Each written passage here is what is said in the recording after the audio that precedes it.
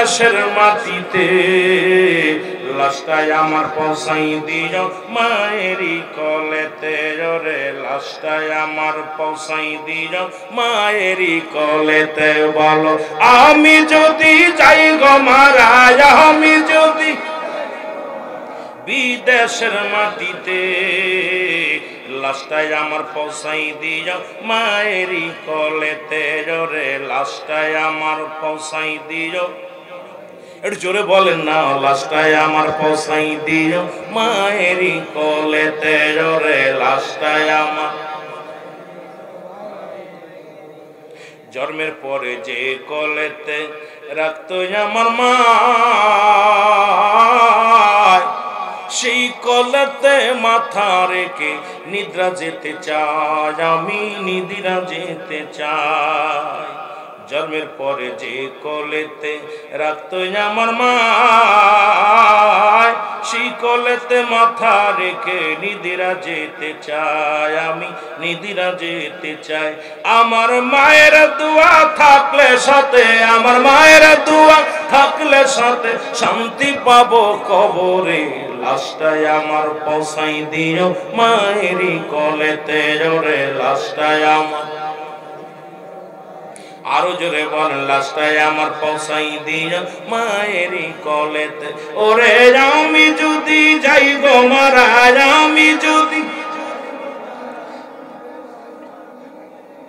লাশটাই আমার পৌঁছাই দিও মায়েরই কলেতে রে লাশটাই আমার এই জগতে মায়ের মতো নাই কেউ আপন সেই মাকে না দেখাইয়া দিও না দাফন আমায় দিও না দাফন এই জগতে মায়ের মতো নাই কেউ আপন সেই মাকে না দেখাইয়া দিও না দাফন আমায় দিও না দাফন মায়ের একটি নজর দেখলে আমায় মায়ের একটি নজর দেখলে আমায় শান্তি পাবে কলি যায় লাশটাই আমার পৌঁছাই দিও মায়েরই কোলেতে রে লাশটাই আমার এ যুবক সময় বেশি নয় দুই চারটে কথা বলে যাই রে গজল বলে সময় নষ্ট করব না গল্প করে ওয়াজ করেছি তারপরেও তো সময় চলে যায় ও যুবক রাসূল বললেন তোমরা কেউ কি কবুল হজের সব পাইতে চাও সাহাবীরা বলে ইয়া রাসূলুল্লাহ ইয়া হাবিবাল্লাহ কে বা না চায় নবী বললেন সাহাবীরা রে তোমাদের বাড়িতে যাদের মা বাড়িতে যাদের বাবা জিন্দা আছে সালাম দিবা আসসালামু আলাইকুম মা আসসালামু আলাইকুম বাবা তোমার আমলনামায় একটা কবুল হজের সব লেখা হয়ে যাবে জোরে জোরে চিল্লায়া বলা যাবে না মারহাবা আরেকটু জোরে বল আল্লাহু আকবার এর নবীর সাহাবীর চোখের পানি ঝরে কান্দে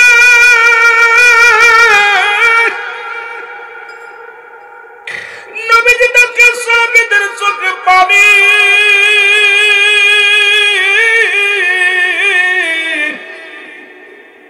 रहमतुल लिल आलामीन डाकते बोले साहाबीরা রে তোমরা কেন কাঁদো সাহাবীরা বলে ইয়া রাসূলুল্লাহ ইয়া হাবিবাল্লাহ নবী গো এই আমলটা যদি আগে কদিন আগে জানতাম আজ 10টা দিন আগে আমার মা দুনিয়া থেকে বিদায় হয়ে গেছে দুদিন আগে বাবা বিদায় হয়ে গেছে 1 মাস আগে বাবা মারে হারাইছি সাহাবীদের ভিতরে কেমন প্রতিযোগিতা ছিল তারা আমল করবে কে কার চাইতে বেশি এই প্রতিযোগিতা ছিল রে মুসলমান এরে আমি তো নামাজের দিকে গিয়েছিলাম কিন্তু শেষ করতে পারলাম না কারণ এখান থেকে একটু বলতেছি শুধু বোঝানোর জন্য বাবা ও আমার যুবক বাবারা শুনো না সাহাবীরা বলে নবী গো এই আমলটা যদি আর কিছুদিন আগে পাইতাম তাহলে আমাদের জীবন বড় ধন্য হয়ে যেত আজকে ঘরে মা নাই বাবা নাই নবী বলেন আমার তো আমিও তেতিম আমি নবীর মা বাবা বাবা কেউ নয়। আল্লাহর নবী ডাক দিয়ে বলে, সাহাবীরা রে, আমি যখন 6 মাস মায়ের গর্ভে, তখন আমার আব্বা জান ছিল বিদায়। যখন আমি 6 বছর বয়স, মা দুনিয়া থেকে বিদায়। 6 বছর 7 মাস যখন বয়স, দাদা আব্দুল মুত্তালিব এই দুনিয়া থেকে বিদায়। আমার মতো কেউ কি আসো এমন এতিম? আমার আল্লাহ ডাক দিয়ে বলে,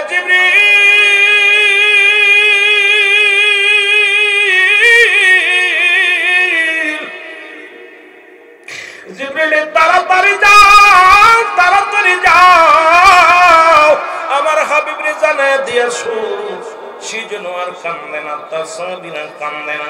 যাদের আব্বা নাই মা নাই, আমি রব্বে কারীম তাদের জন্য দোয়া শিখিয়ে দিলাম। পড়েন না, রব্বিরহামহুমা কামা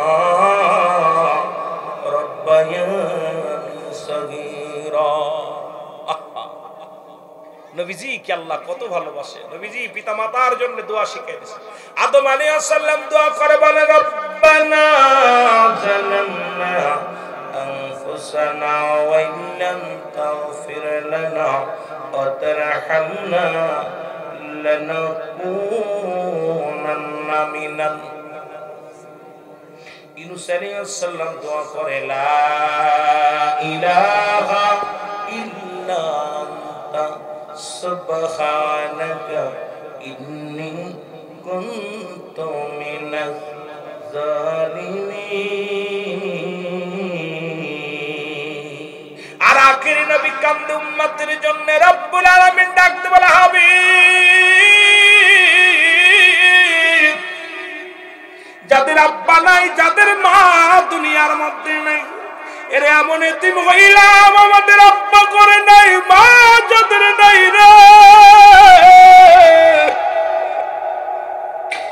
একটু জ্বালা বাড়িতে যাইয়া ফজরের নামাজ শেষ করে কবরের পাশে দাঁড়ায় চোখের পানিগুলো ছেড়ে ছেড়ে কান্না আর ডাকতে বলবো, রব্বিরহামহুমা কামা রব্বায়ানি সগীরা। জোরে বলেন না, রব্বিরহামহুমা কামা রব্বায়ানি সগীরা। জোরে জোরে চিল্লায়া বলো মারহাবা। মহব্বতের সঙ্গে দুরূদ শরীফ পড়ুন, আল্লাহুম্মা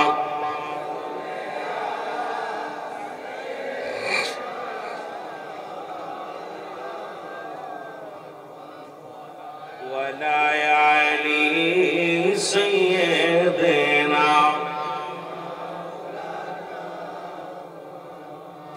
এ আমার ভাইয়েরা, আমার বন্ধুরা, আমার আজকে কার জন্য বাবা নাই, কার জন্য মা নাই, কার জন্য দরদি বান্ধব নাই?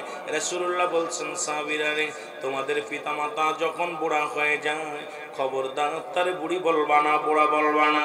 ও যুবক, জান্নাতের গায়ে দুটি দরজা, একটা দরজার নাম তোর মা, আর একটা দরজার নাম তোর বাবা। এই দুনিয়ায় কে যেন জান্নাত হারা ফেলেছে রে,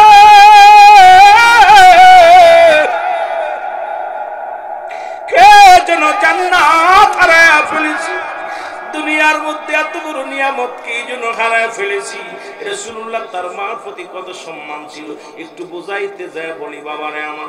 রাসূলুল্লাহর কদমে আসলেন নবীজির দুধ মা হালিমাতুস সাদিয়া। রাসূলুল্লাহ দেখলেন আসিয়া, রাসূলুল্লাহ দাঁড়াইলেন। আমার নবীজির কথাগুলো শোনেন বাবা, দিলের কান্ডা লাগায় শোনো। মা হালিমাতুস সাদিয়া রাসূলুল্লাহর উরতের পর ভর দিয়ে বসলেন। রাসূলুল্লাহ তার নিজের রুমাল মুবারক বিছাইয়া দিলেন, কানে কানে কি যেন কথা বললেন। এরপরে যখন আম্মা জান হালিমাতুস সাদিয়া যখন উঠে গেলেন, নবীজি দাঁড়ায়া দাঁড়ায়া চোখের পানি ছেড়ে কাঁদতে লাগলেন। যতক্ষণ পর্যন্ত আম্মা জান আড়াল না হলেন, ততক্ষণ পর্যন্ত রাসূলুল্লাহ দাঁড়ায়া রইলেন। এবার যখন আড়াল হয়ে গেলেন, নবীজি বসলেন। সাহাবীরা জিজ্ঞাসা, ইয়া রাসূলুল্লাহ, ইয়া হাবিবাল্লাহ, জনকে এই মহিলাকে গো নবী গো, যার সম্মানে আপনি দাঁড়াইলেন, যার জন্য আপনি চাদর বিছায়া দিলেন, আপনার চাদর মুবারকের উপরে বসতে দিলেন, নবী গো, এই বুড়া মহিলাটাকে আমরা জানতে চাই। আমার নবী চোখের পানি ছেড়ে ডাকতে বলে, সাহাবীরা রে, আমার সাহাবীরা তোমরা শোনো, এই মহিলা হলো আমার জনম দুঃখিনী দুধমা হালিমা তুসাদিয়া, জোরে জোরে চিল্লা বলা যাবে না মারহাবা। রাসূলুল্লাহ তার দুধ মায়ের সঙ্গে কি সম্মান করেছে, আর সেই মাকে দইরা পিটায় ঘর থেকে বাইর করে দিচ্ছে, সেই মাকে মেরে 3 টুকরা করে কেটে ফ্রিজের ভিতর রেখে দিছে, সেই মার সামনে মাকে হত্যা করে। যুবক যখন নেটের মধ্যে যায় পিরাই দেখি বাবাকে হত্যা করছে ছেলে, বাবাকে মেরে পিটাই ঘর থেকে বাইর করে দিচ্ছে। বৃদ্ধ আশ্রমে যাবেন, দেখবেন মা বাবার কান্না, ওই মুরব্বীদের কান্না দেখলে আপনি ঢাকা শহর বৃদ্ধাশ্রমে গেলে চোখের পানি ধরে রাখতে পারবেন না। অনেক দামি ছেলেরা, অনেক বড় বড় অফিসার, তাদের বাবা মা বৃদ্ধাশ্রমে কাঁদতেছে বয়া বয়া। এই কান্না দৃশ্য দেখলে আপনি সহ্য করতে পারবেন না, অথচ এই পিতা মাতা যে কত বড় নিয়ামত। আমার বাবারা, আপনারা শুনেছেন হযরত আবু হুরায়রা রাদিয়াল্লাহু তাআলা, এই ওয়াজটা আমাদের আল্লামা দেলোয়ার হোসেন সাইদি সাহেব করতেন। আমরা ছোট্টবেলা শুনেছি, উনি হুজুরের ওয়াজটা শুনে মানুষ পিতা মাতার ওয়াজ করতে যায়, যে আবু হুরায়রা রাদিয়াল্লাহু তাআলা কাঁদতেছে। আমার নবীজি বলতেছে, আবু হুরায়রা তুমি কাঁদো কেন? বলতেছে, হুজুর মা মারছে। কে মারছে? আপনার ওয়াজটা আমার কাছে এখনো ভিতরে কাট করে আমার ভিতরে লাগা যায় কেন জানি কথাটা শুনতে গেলে। আবু হুরায়রা বলছে, হুজুর মা মারছে। নবীজি বলতেছে, আবু হুরায়রা তোমার মা তোমাকে মারছে। নবীজি কখনো ধমক দিয়ে কথা বলতেন না, কিন্তু ওদিন ধমক দিছে আবু হুরায়রারে। আল্লাহ নবীজি সাহাবী, আল্লাহ নবীর সাহাবী হযরত আনাস রাদিয়াল্লাহু তাআলা বলে, আল্লাহর কসম আমি 10টা বছর রাসূলের দরবারে খেদমত করেছি। কয় বছর? জোরে বলেন, কয় বছর? ভাই ওয়াজ করতে গেলে যে কত দিক বাড়ায় যায় ভাই বলতে পারি না, শেষ করতে পারি না, কারণ কথা শুধু আনুষঙ্গিক বাইরে যায়। আর এইগুলো বুঝাইতে গেলে পল্লী এলাকায় বেশি কষ্ট হয়। আপনাদেরকে নিয়ে কথা বলতে গেলে চারিদিকে এখানে 12 রকম মানুষ আছেন। কেউ আছেন তাবলিগ, কেউ আছেন আমলিগ, কেউ আছেন জামাত, কেউ আছেন শিবির, কেউ আছেন আপনার তরিকাপন্থী, কেউ আছেন অতরিকাপন্থী। এই মানুষগুলোরে আমার কথার দ্বারাই কেউ কষ্ট পেয়ে যাবে, আমি আল্লাহর দরবারে জবাব দিতে পারবো না। এই জন্য আমার কথা যেন কেউ কষ্ট না পায়, আমি সর্বসাধারণের জন্য কথা বলি, যে কেউ যেন না বলতে পারবো আমি সেদিকে এক পার্সিয়ালিটি কথা বলে গেছে। আমাদের দেশে এখন অবস্থা হয়েছে, আট্টুসি তালি আট্টুসির ওয়াজ, সরমনা তালি সরমনার ওয়াজ, তাবলিগ তালি তাবলিগের ওয়াজ, আমলিগ তালি আমলিগের ওয়াজ, বিএনপি তালি বিএনপির ওয়াজ। এই ওয়াজ আমার দ্বারা সম্ভব না, আমি কখনো পক্ষান্তরে করে আলোচনা করতে পারি না, আর এটা সম্ভব না। আমি সর্বজননীর জন্য আলোচনা করি, যদি হেদায়েতের মালিক আল্লাহ। এই জন্য বাবারা, আবু হুরায়রা বলতেছে, যেটা বলতেছিলাম রাসূল পাক সাল্লাল্লাহু আলাইহি ওয়াসাল্লাম বলতে, আবু হুরায়রা হযরত আনাস রাদিয়াল্লাহু তাআলা বলতেছে, আমি 10 বছর রাসূলের খেদমতে ছিলাম। নবীজি পানি, গরম পানি চাইলে ঠান্ডা পানি দিতাম, জুতা চাইলে স্যান্ডেল দিতাম, বিছানা উঠাইতে বলে বাড়ি দিতাম। নবীজি যেটা বলতো তার বিপরীত করতাম। আল্লাহর কসম আমার নবীজি কোনোদিন আমাকে ধমক দিয়ে কথা বলে নাই। সুবহানাল্লাহ বলেন না? দেখছেন রাসূলের আদর্শ। আর আমরা আমাদের বাবারে বাবা, আমাদের কর্মচারীগুলোর জুতা দিয়ে পিটাই, আমার বাড়ির কাজের মানুষকে পিটায় খেদাইতেছি। দেখি পিরাই কাজের মহিলা, আমার ঢাকা শহরে কাজের মহিলাকে খুন্তি পুরায় দাগ দিতেছে, উপর থেকে ফেলে দিতেছে। কত মানুষ অসহায়, আপনার বাড়ি কাজ করে ঠিক মতো টাকা দেন না, শ্রম পারিশ্রমিক দেন না। আরে ভাই, রাসূল পাক সাল্লাল্লাহু আলাইহি ওয়াসাল্লাম যে আদর্শ যদি আপনার ভিতরে না থাকে, কিসের মুসলমান আপনি? রাসূল পাক সাল্লাল্লাহু আলাইহি ওয়াসাল্লাম, হযরত আনাস রাদিয়াল্লাহু তাআলা বলেন, আমার নবীজি আল্লাহর কসম এত ভুল করেছি, নবীজি জীবনে কোনোদিন আমাকে ধমক দিয়ে কথা বলে নাই। জোরে বলেন না মারহাবা। আর আমাদের এত মেজাজ খারাপ হয় কই থেকে? কথা বলতে গেলেই ধমক দিই, কথা বলতে গেলেই রাগ হয়ে যায়, শরীরের ভিতরে এত গরম আসে কোথা থেকে? আমার নবীর আদর্শ থাকার দরকার আছে কি না বাবা?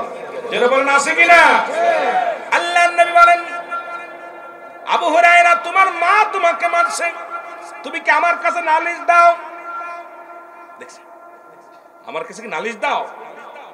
দেলোয়ার হোসেন সাইদি, আল্লামা দেলোয়ার হোসেন সাইদির ওয়াজটা দেখবেন, এই ওয়াজটা ঠিক এমন সুন্দরভাবে কথাগুলো বলছে, প্রাণটা কেড়ে নেয়। আবু হুরায়রা, ঠিক তোমার মা তোমাকে মারছে, আমার কাছে নালিশ দাও। ইয়া রাসূলুল্লাহ, ইয়া হাবিবাল্লাহ, আল্লাহর কসম আমি আপনার কাছে নালিশ দিতেছি। সুবহানাল্লাহ বলেন না? হুজুর বলছে, হুজুর মনে করছে আমার কাছে নালিশ দিতেছে। রাসূল সাল্লাল্লাহু আলাইহি ওয়াসাল্লাম বলছে, আবু হুরায়রা কি বলতে চাও? হুজুর আমি চাইতেছি আপনার কদমে আসার পর আমার মা আমাকে মারছে, আমি চাই আপনি আমার মায়ের জন্য দোয়া করেন। আমার বিশ্বাস আমার নবী দোয়া করলে আমার মা কালেমা পড়ছে, কালেমা পড়বে। জোরে বলেন না সুবহানাল্লাহ। আর একটু জোরে বলেন না সুবহানাল্লাহ। রাসূলুল্লাহ দোয়া করছে, রাসূলুল্লাহ হাত উঠাইছে, হাত উঠাই যখন আবু হুরায়রা এত জোরে দৌড় শুরু করছে, সাহাবীরা আবু দৌড়াও কেন, দৌড়াও কেন, পিছন থেকে জামা টান দিয়ে জামা ছিঁড়ে গেছে।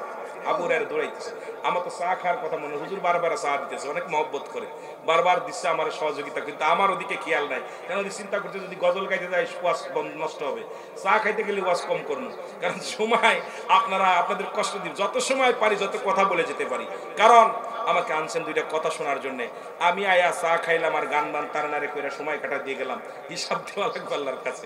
এই বিপদে থাকি, ভয়ে থাকি ভাই। তো বিশেষ করে আবু হুরায়রা কই হুজুর আমার দোয়া করেন। রাসূলুল্লাহ দোয়া শুরু করছে, আবু হুরায়রা দৌড়াইতেছে, যাক মা মা কইয়া ডাক আবু হুরায়রা, পিছন থেকে আবু হুরায়রা ডাক মা, ভিতর থেকে আওয়াজ পরিবর্তন হয়ে গেছে, বাবা আমি ভুল করেছি, কারণ তুই তো অন্যায় জায়গা যাস নাই, রাহমাতাল লিল আলামিনের কদমে গেছিস, আমারই ভুল হয়েছে, বাবা আমাকে নিয়ে চল, যে কদমে গেছিস বাবা আমাকে নিয়ে চল, দাঁড়া আমি গোসল করে আসি। আবু হুরায়রার মা গোসল করলেন, পবিত্র হলেন, এরপর রাসূলুল্লাহর কদমে আসলেন। জোরে বলেন না সুবহানাল্লাহ, আরো জোরে বলেন, আরো জোরে বলেন।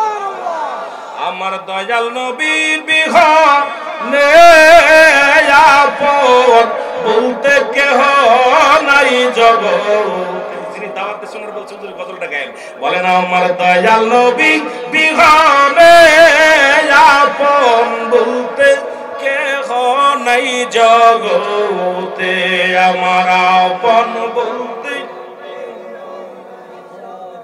ও নবী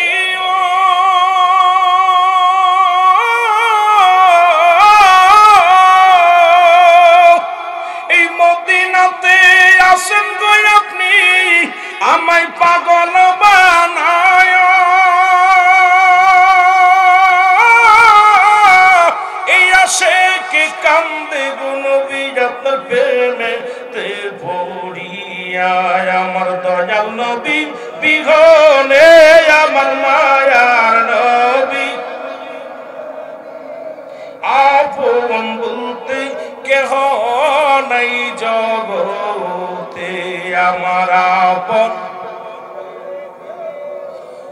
ওমা আরসালনাকা ইল্লা রাহমাতাল লিল আলামিন।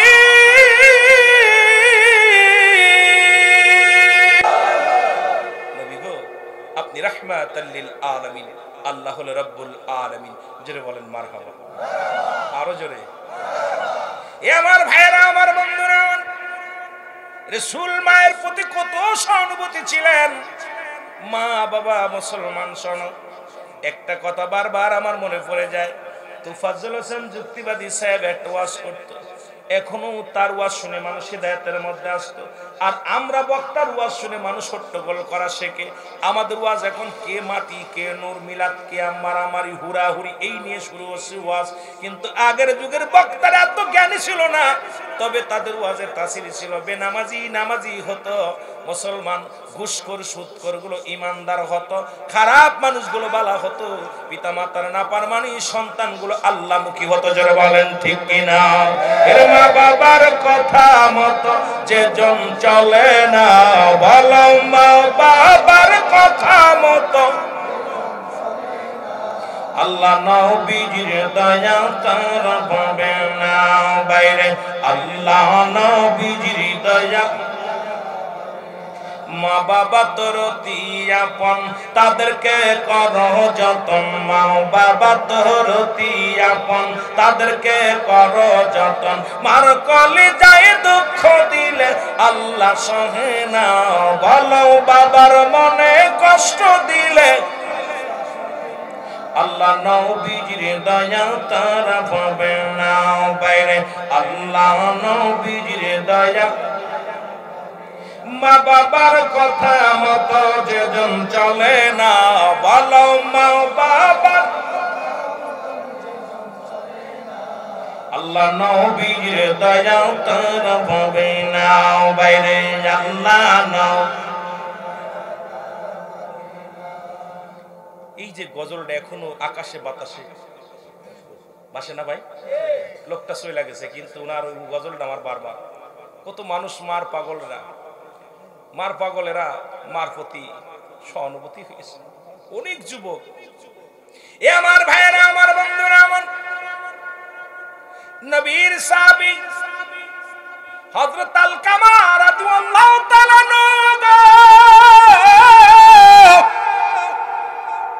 মৃত্যু শয্যায় সজ্জিত।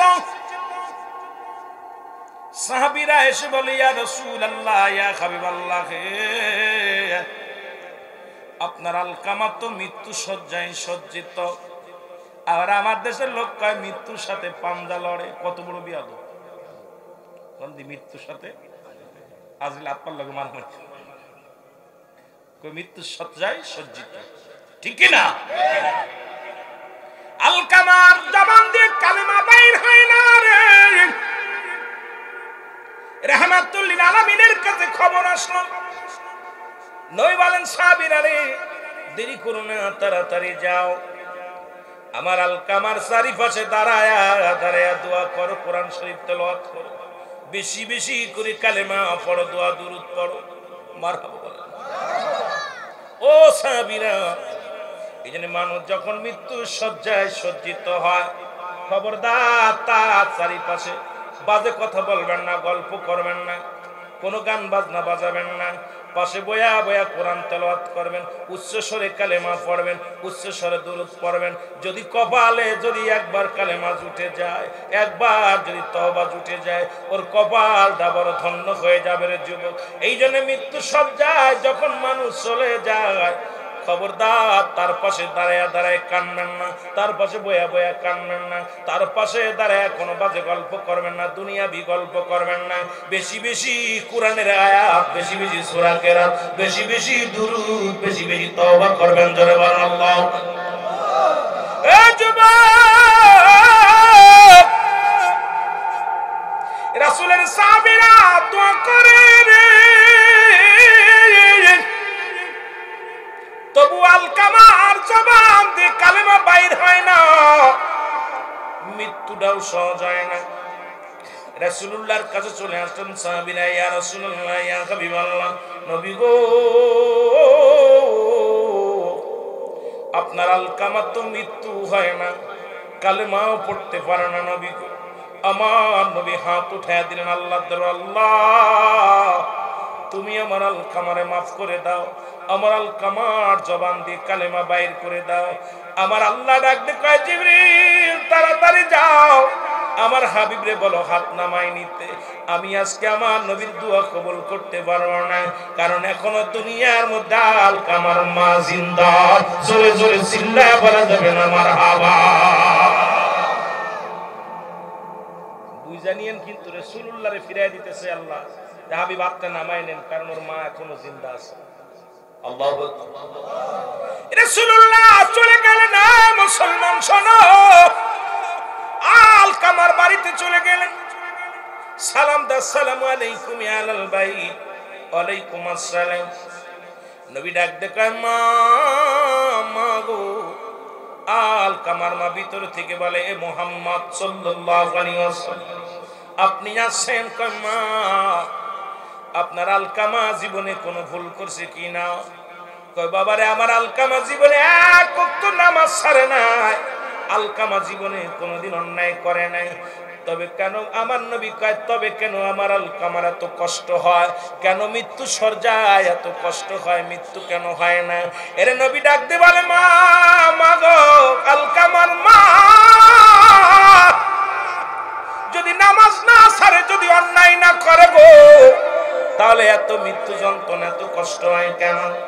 আলকামার মা ডাক দিয়ে কয়, বাবা মুহাম্মদ, সারা জীবন আমার ছেলে বউয়ের পরামর্শ অনুযায়ী চলতো, আমি দুঃখিনী মা, আমার কোনো কথাই মূল্যায়ন করতো না। আজকে ছেলেরা রে, ও আমার বাজানেরা শুনে নে রে, আব্বা মা যে কত বড় নিয়ামত, বুঝবি যেদিন তোরাও বাবা মা হবি। যুবক, মা নবীজি বলে, মা গো, মা কি বলো? কয়, বাবা মুহাম্মদ, সারা জীবন আমি কোনো কথা বললে কথাকে মূল্যায়ন করতো না, ওর বউর পরামর্শ অনুযায়ী চলতো, বউর কথা মতো চলতো। এই কারণে আমি দুঃখিনী মা, ওর পরে রাজি না, এই জন্যে আমি ওর পরে খুশি না। আলকামার মা বলা পর নবীজি বলে, মা গোরে মাফ করে দাও, আলকামার জবান দিয়ে কালেমা বাইর হয়ে যাক, মৃত্যু সজ্জায় আছে, কত কষ্ট করে। আলকামার মা কয়, না না না, আমি ওরে মাফ করবো না। জোরে জোরে চিল্লায় বলা যাবে না আল্লাহু আকবার। রাসূলুল্লাহ বলে, মা গো মাফ করে দাও। না, অসম্ভব। নবীজি ডাক দে, সাহাবীরা রে তাড়াতাড়ি খড়ি নিয়ে আসো। খড়ি আনা হলো। আগুন নিয়ে আসো। আগুন আনা হলো। খড়ি দিয়া আগুন জ্বালাইয়া আলকামারে আগুনে পুড়ায় দাও। কারণ মরণের পর তো জাহান্নামে যাবে, তার দুনিয়া থেকেই জাহান্নামের আগুন দিয়ে ফুরাই দেয়। যখন খড়ির মধ্যে আগুন ধরাইয়া যুবক ওই খড়ির মধ্যে আগুন ধরাইয়া যখন আলকামার দেহ কানানি আগুনের মধ্যে ফেলবে রে, দুঃখিনী মা ঘরের ভিতর থেকে একটু চিৎকার পারে, আল্লাহ নবী, নবী রে একটু দাঁড়া রে বাবা, আমি দুঃখিনী মা, আমার সামনে আমার কলিজার টুকরার গায়ে আগুন দিস না। আরে আমি বেঁচে থাকতে আমার কলিজার টুকরার গায়ে আগুনে পোড়ায়া দিলে আমি কেমনে সহ্য করবো রে? আমি আমার সন্তানের পোড়াতে দিব না রে, আমার সন্তানের আগুনের মধ্যে ফেলায় না, আমার সন্তানের সব ভুল ত্রুটি আমি দুঃখিনী মা মাফ করে দিছি। যারা বলেন মারহাবা। সঙ্গে সঙ্গে আলকামার জবান দিয়া কালেমা বাইর হয়ে গেছে, লা ইলাহা ইল্লাল্লাহু মুহাম্মাদুর রাসূলুল্লাহ সাল্লাল্লাহু আলাইহি ওয়াসাল্লাম। চিন্তা করছেন মার এই দুনিয়ার মধ্যে? আমি আমার যুবক বাবাদের বলি, আপনি বাইতুল মুকাররমের খতিব হন আর বড় আলেম হন, পিতামাতা আপনার উপর অসন্তুষ্ট, সমস্ত ইবাদত বন্দেগী আপনার বরবাদ, সব বরবাদ। পিতামাতা রাজি হলে আল্লাহ তাআলা রাজি হয়ে যায়। এই জন্য আজ থেকে আমরা যারা পিতামাতার নাফরমানি সন্তান আছি, 3 শ্রেণী মানুষের দোয়া কবুল হয় না। নাম্বার ওয়ান পিতামাতার নাফরমানি সন্তান। এই রোজার মাসে রোজা কবুল হবে না, এই রোজার মাসে জাকাত কবুল হবে না, ইফতার কবুল হবে না, সেহরি কবুল হবে না, তারাবি কবুল হবে না। 3 শ্রেণীর মানুষ। নাম্বার ওয়ান পিতামাতার নাফরমানি সন্তান। নাম্বার 2 এতিমের মাল ভক্ষণকারী, যারা এতিমের ঠগায়, এতিমের মাল অত্যাচার করে। নাম্বার 3 এ মুসলমান শোনো, নাম্বার 3 বলছে গিবাতখোর, এই সগলখোরের জন্য রাসূল বলছে আমি দেখলাম জাহান্নামের মধ্যে আগুনের একটা নদী থাকবে, এই নদীর মধ্যে পাথরের গোল্লা, পাথর এইরাম আপনার মিঠা বানায় বানায় খাবে এই গিবাতখোররা, সগলখোররা। এই জন্য আমার বাবারা এই 3 শ্রেণী মানুষের দোয়া আল্লাহ কবুল করতে চায় না। আপনারা আজকে যারা আছেন, আব্বা মার যারা কষ্ট, রাতের অন্ধকারে আজকে বাড়ি যাবেন, বাড়ি যেয়ে মার পাটা ধরায় ধরবেন, আব্বার পা ধরায় ধরবেন, বাবা মা গো আমার মাফ করে দাও, ভুল করেছি। আব্বার কাছে মাফ চাবেন, বাবার কাছে মাফ চাবেন। আব্বা মা মাফ করে দিলে আপনার জীবন শান্তি। বাবা মারে কষ্ট দিয়া আমার বাবারা হজ করে না, জাকাত দেন, সব বরবাদ। এই জন্য পিতামাতার নাফরমানি সন্তান যেন না হই। আল্লাহ আমাদের সবাইকে বুঝ দান করুক, সকলে বলুন আমিন। আমরা আলোচনা আগাবো না, 12টা বেজে গেছে। সুতরাং আমরা সালাম, আপনারা কি এখানে সালাম দেন নবীকে? দেন। আমি আগেই বলছি আমি ফেতনাবাজ পছন্দ করি না। জনগণ যেন না করে আমি সেটার পক্ষে না, কারণ আমি ফেতনাকে পছন্দ করি না। ছোটবেলা থেকে রুহুল আমিন সিদ্দিকের যত আলোচনা দেখবেন, এই বছর মানে 100টা তাফসির মাহফিল করছে। আপনার গত সপ্তাহেও আপনার দেখবেন একটা মাহফিল আমাদের ডক্টর আপনার এটার সাথে ছিল, তারেক মনের সাথে ছিল, আজ আপনার এটার সাথে ছিল, আপনার অনেকগুলো প্রোগ্রাম ছিল আমাদের আমির হামজার সঙ্গে। আলামিন আমার বন্ধু আল আমিন, এবং মৌলানা আপনার আরেকটা আছে যেটা আপনার জাহাঙ্গীর আলম মুজাহিদি, উনি আমার বন্ধু, একসাথে লেখাপড়া করছে। অসংখ্য তাফসির মাহফিল একটা বিষয়ের উপরে তাফসির করেন। কিন্তু আমার কথা হলো আমি ফিতনা পছন্দ করি না কখনো, যে আমি সমাজে আসবো, আমি আসবো একদিন। আজকে আপনাদের মাঝে এসেছি, একদিন আপনারা বাস করবেন সবাই কাঁধে কাঁধ মিলে। আজকে আপনাদের ভিতরে আমি একটা ফিতনা বাধায় থেকে গেলাম, আগামীকাল আপনাদের ভিতরে আপনারা মুখ দেখবেন ঘুম থেকে উঠে, আপনার লাশটা নেবে ওই ভাইয়ের লাশ নেবেন আপনি, জানাজা পড়াবে ইমাম সাহেব, আর আমি মাঝখানে ফায়দা লুটে নিয়ে চলে গেলাম। আল্লাহ যেন এই সুযোগ সন্ধানী বক্তা যেন আমাকে না করে। প্রয়োজন হলে ওয়াজ ছেড়ে দিব, প্রয়োজন হলে ওয়াজের ময়দানে থাকবো না, তবু এমন যেন সুযোগ সন্ধানী বাতাস যেদিকে ঘুরে সেদিকে যেন আমি না ঘুরি। আমি যেন ইসলাম, কোরআন এবং হাদিসের পক্ষে, রসুলের মত, রসুলের পথে যেন, যে পথে গুরুজনেরা গেছে, যে গণে মহাজন গেছে, যে পথে আল্লাহ নবীগণ গেছে, অলিগণ গেছে, সেই পথে যেন আল্লাহ কবুল করে। সকল বলুন আমিন। রসুলের উপরে দুরূদ পড়লে 10টা পুরস্কার ইয়াউমাল কিয়ামতের ময়দানে আল্লাহ দান করবে। রসুলের উপরে দুরূদ পড়লে আল্লাহ খুশি হয়, রসুলের উপরে দুরূদ পড়লে ফেরেশতারা খুশি হয়, নবীজি খুশি হয়। একটা কিতাব আসছে তাবলিগ জামাতের ভাইরা, ফাজাইলে দুরূদ, রাসূলুল্লাহ দুরূদের ফজিলত। কওমি অঙ্গনের আলেম ভাইরা যারা আছেন, মুফতি শফিক আহমেদের লেখা ফতোয়ায়ে দেওবন্দের মধ্যে 2য় খণ্ড 24 নম্বর পৃষ্ঠা, রাসূলের উপরে আহলে সুন্নাত ওয়াল জামাতের আকীদা হলো এই নবীর উপরে দুরূদ ও সালাম পাঠ করা জীবনে একবার ফরজ, একাধিকবার পড়া সুন্নাত। যতবার পড়বেন মুস্তাহাব আমল। জোরে বলেন না সুবহানাল্লাহ। আল্লাহ বলে ইন্নানি চিন্নাল্লাহ, আমি আল্লাহ ইউসাল্লুনা, আমি পড়েছি আল্লাহ নবী, আমার নবীর উপর, ইয়া আইয়ুহাল্লাযীনা আমানু, ঈমানদার বিশ্বাসীরা, সাল্লু আলাইহি ওয়া সাল্লিমু তাসলিমা, দুরূদ ও সালাম পাঠ করো আমার নবীর উপর। দুইটা কাজে, একটা তাসলিমান, একটা তাজিমান, সম্মানের সঙ্গে পড়তে হবে, কোনো মানুষের উপরে না, রাসূলুল্লাহর উপরে। একটু মহব্বতের সঙ্গে দুরূদ শরীফ পড়ুন। আল্লাহুম্মা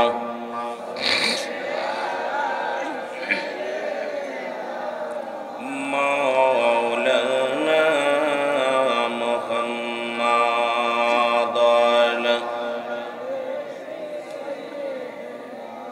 মাওলানা হয়নি কো হবে না গো,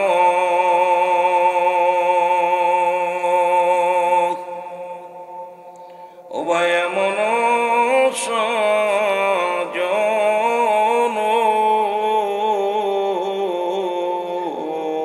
হয়নি কো হবে না গো,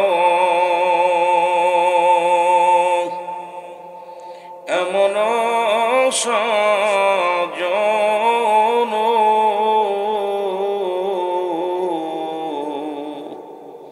সারা জীবন কাঁদলেন নবীজি পাপী উম্মতের জন্য। আল্লাহুম্মা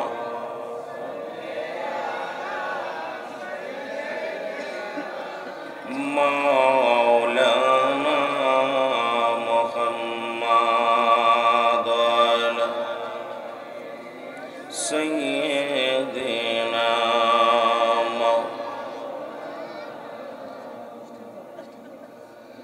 সকলে মহব্বতের সঙ্গে জিকির করেন লা ইলাহা ইল্লাল্লাহ, জোরে লা ইলাহা,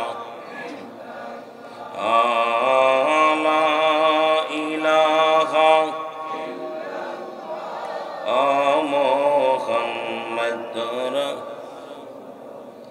রবিউল আউয়াল চন্দ্রমাস, মোর নবীজি নূরে প্রকাশ, বিমোহিত আকাশ বাতাস পড়ুন কালেমা মুসলমান লা ইলাহা, আরো জোরে বলেন লা ইলাহা, লা ইলাহা মুহাম্মাদুর সাল্লাল্লাহু আলাইহি ওয়াসাল্লাম। সকলের তসবিহ জাতির জিকির করেন আল্লাহ আল্লাহ আল্লাহ, জোরে জোরে বলেন আল্লাহ আল্লাহ আল্লাহ আল্লাহ আল্লাহ আল্লাহ আল্লাহ আল্লাহ আল্লাহ, লা ইলাহা ইল্লাল্লাহ মুহাম্মাদুর রাসূলুল্লাহ সাল্লাল্লাহু আলাইহি ওয়াসাল্লাম। বালাগাল উলা বিকামালিহি কাশাওয়াত তুজা বিজামালিহি হাসনাত জামিয়া খিসালিহি সাল্লু আলাইহি ওয়া কালিমা তাওহীদ রসলিখা আসে মোহাম্মদ বামেতে আকা, বন্ধুর পাশে বন্ধু বসা, কালেমাতে আসে প্রমাণ। বালাগাল উলা কাশাওয়াত তুজা বিজামালিহি হাসনাত জামিয়া সাল্লু আলাইহি। আলহামদুলিল্লাহ, সমস্ত প্রশংসা সেই মহান রব্বুল আলামিনের দরবারে, যে রব্বুল আলামিন আপনাকে আমাকে আজকের এই ঐতিহাসিক আজিমুসান ওয়াজ দোয়ার মাহফিলে বসার মতো, আসার মতো সুযোগ দান করল। উচ্চকণ্ঠ আওয়াজ দিয়ে বলেন আলহামদুলিল্লাহ। আজকের এই মাহফিল থেকে সালাম ও কদম মুসি জানাই কুল কায়নাতের নবী, নবীদের নবী, রাহমাতাল লিল আলামিনের পবিত্র কদম মোবারক। সালাম জানাই সারা বাংলাদেশের হক্কানি উলামা, মাশায়েখ, পীর মাশায়েখ সকলকে। সালাম জানাই আজকের মাহফিলের সম্মানিত সভাপতি জনাব মোহাম্মদ আখতার হোসেন সাহেব, আজকের মাহফিলের সম্মানিত ওলামা ইকরাম, দিগর ওলামা ইকরাম, মসজিদের ইমাম সাহেব, মুসল্লিগণ, সামনের পৃষ্ঠান শিকান জাকের আন্দোলন কোরআন মুসলমান ভাই বন্ধুগণ, পর্দারের মা বোন সকলকে জানাই সালাম, আসসালামু আলাইকুম ওয়া রাহমাতুল্লাহি ওয়া বারাকাতুহু। আপনারা সবাই ভালো আছেন? আমি আসলে নিজে অসুস্থ, যদিও অসুস্থর কথা বলি, জনগণ বলবে ওলামা ইকরাম মাহফিল আসলেই বলে অসুস্থ। এটা একটা ঘাটা ঘটে গেছে। এক দেশের গালি এক দেশের বলি। আমার বাড়ি মাগুরা জেলা, আপনাদের বাড়ি চাঁদপুরে। আপনাদের বাসার লগে আমার বাসা মিল হবে না, আমার বাসার লগে আপনাদের বাসা মিল হবে না। সন্ধ্যা থেকে শুরু করে ওলামা ইকরাম কোরআন হাদিস থেকে আলোচনা করেছেন, আপনারা আলোচনা শুনেছেন। মুখ্য বিষয় হলো আমাদের আমল। জোরে বলেন ঠিক কিনা? আজকে বক্তা বাড়ছে, ইমাম বাড়ছে, মুয়াজ্জিম বাড়ছে, মসজিদ বাড়ছে, মাদ্রাসা বাড়ছে, ইমান বাড়ে নাই। সমাজ জাতি অবস্থা খুবই ভয়ঙ্কর। রব্বুল আলামিন আজকের এই মাহফিল আপনাকে আমাকে বসার মতো সুযোগ দান করল। একটু উচ্চ কণ্ঠে আওয়াজ দিয়ে আরেকবার বলেন আলহামদুলিল্লাহ। একটু মহব্বতের সঙ্গে দুরূদ শরীফ পড়ুন। আল্লাহুম্মা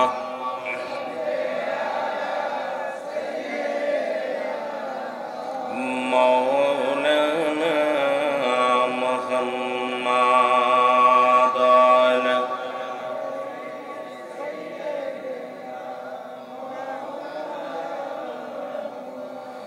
এ ভাইরা আমার, বন্ধুরা আমার, রব্বুল আলামিন রিয়াজুল জান্নাহ বেহেশতের বাগান, এই জান্নাতের বাগানে আসার মতো, বসার মতো সুযোগ দান করল।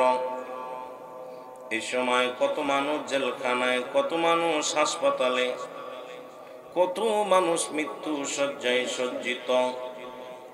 রব্বুল আলামিন আপনাকে আমাকে জেলখানায় নেন নাই, হাসপাতালে নেন নাই, সুন্দর পরিবেশ রিয়াজুল জান্নাহ বেহেশতের বাগানে বসার মতো সুযোগ দান করলো। আপনারা খুশি না বেজার?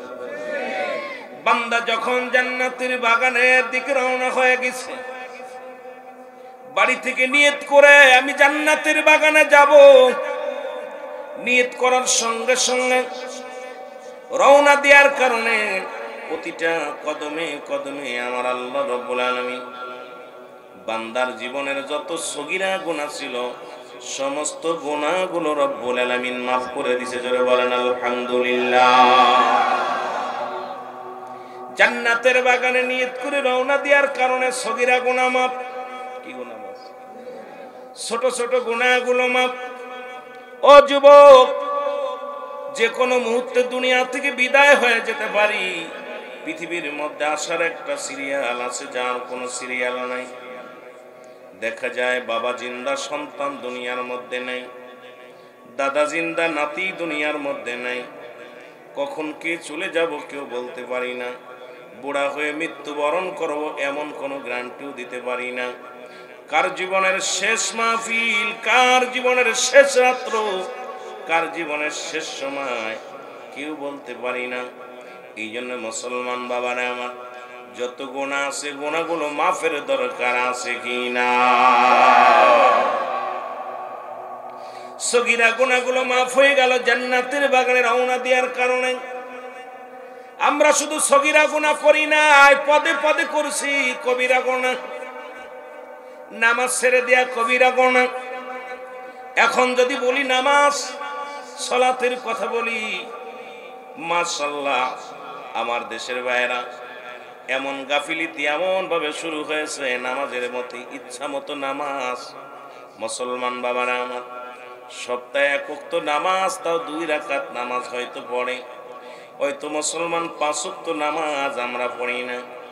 আমার বাবারা আমার, আজকে সমাজ জাতি সকলের জন্য যেটা ফরজ এটা ছেড়ে দিলাম। মুসলমান শুনে নাও, 1 ওয়াক্ত নামাজ কাজা গেলে 80 খুতবা পরিমাণ জাহান্নাম। 1 ওয়াক্ত নামাজ যদি কাজা যায় 80 খুতবা পরিমাণ জাহান্নাম। যার 1 খুতবা পরিমাণ হলো 2,88,00,000 বছর। এখন আপনি আমি ক্যালকুলেটর ধরি, আপনার আমার জীবন থেকে কত নামাজ চলে গেছে, কত নামাজ আপনি বাদ দিছেন। এই নামাজের হিসাব যদি রব্বুল আলামিন আপনাকে কবরের ভিতরে ধরে, এখান থেকে সারা পেয়ে জান্নাতে যাবেন, বড় ভয় লাগে। ধরে বলেন ঠিক কিনা? নামাজ একমাত্র কাফের এবং মুসলমানদের মধ্যে পার্থক্য হলো নামাজ সমস্ত খারাপ কাজ থেকে বাঁচায় নামাজ। এখন মুসলমান নামাজের ওয়াজ করতে হবে ইহুদি খ্রিস্টান অন্যান্য মুসলিমদের কাছে, সেই নামাজের ওয়াজ করা লাগে মুসলমানদের কাছে। এর চাইতে দুঃখ আর থাকতে পারে না। কবিরা গুনাহ, মিথ্যা বলা কবিরা গুনাহ। আমরা এখন মিথ্যার মধ্যে এমন ভাবে জড়িয়ে পড়েছি, মিথ্যা ছাড়া চলতে পারি না। রাজনীতিবিদ বলেন আর ব্যবসায়ী বলেন আর ইমাম বলেন, মুয়াজ্জিম বলেন, মাওলানা বলেন, আলেম বলেন, উলামা বলেন, সবাই জন্য একটা মিথ্যাটা এমন ভাবে মিথ্যার প্রতি ঝুঁকে পড়েছি, মিথ্যা ছাড়া চলতে পারি না। জোরে জোরে বলেন ঠিক কিনা? এ আমার ভাইরা, আমার বন্ধুরা, আমার যে কথা বলতেছিলাম, মিথ্যা বলা কবিরা গুনাহ, বেগানা নারীর সঙ্গে দেখা দেয়া কবিরা গুনাহ। এই ওয়াজ তো সমাজে চলবেই না। বেগানা পুরুষের সঙ্গে দেখা দেয়া কবিরা গুনাহ, বেগানা নারীর সঙ্গে দেখা দেয়া কবিরা গুনাহ।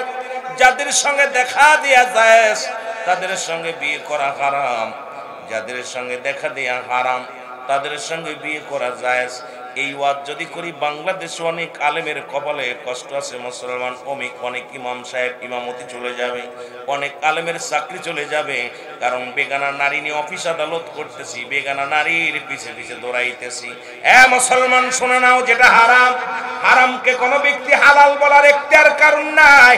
পৃথিবীর মধ্যে হারামকে হালাল বলার সঙ্গে সঙ্গে সে কাফের হয়ে যাবে সমাজ থেকে। মুসলমান শুনে নাও, শুনে নাও।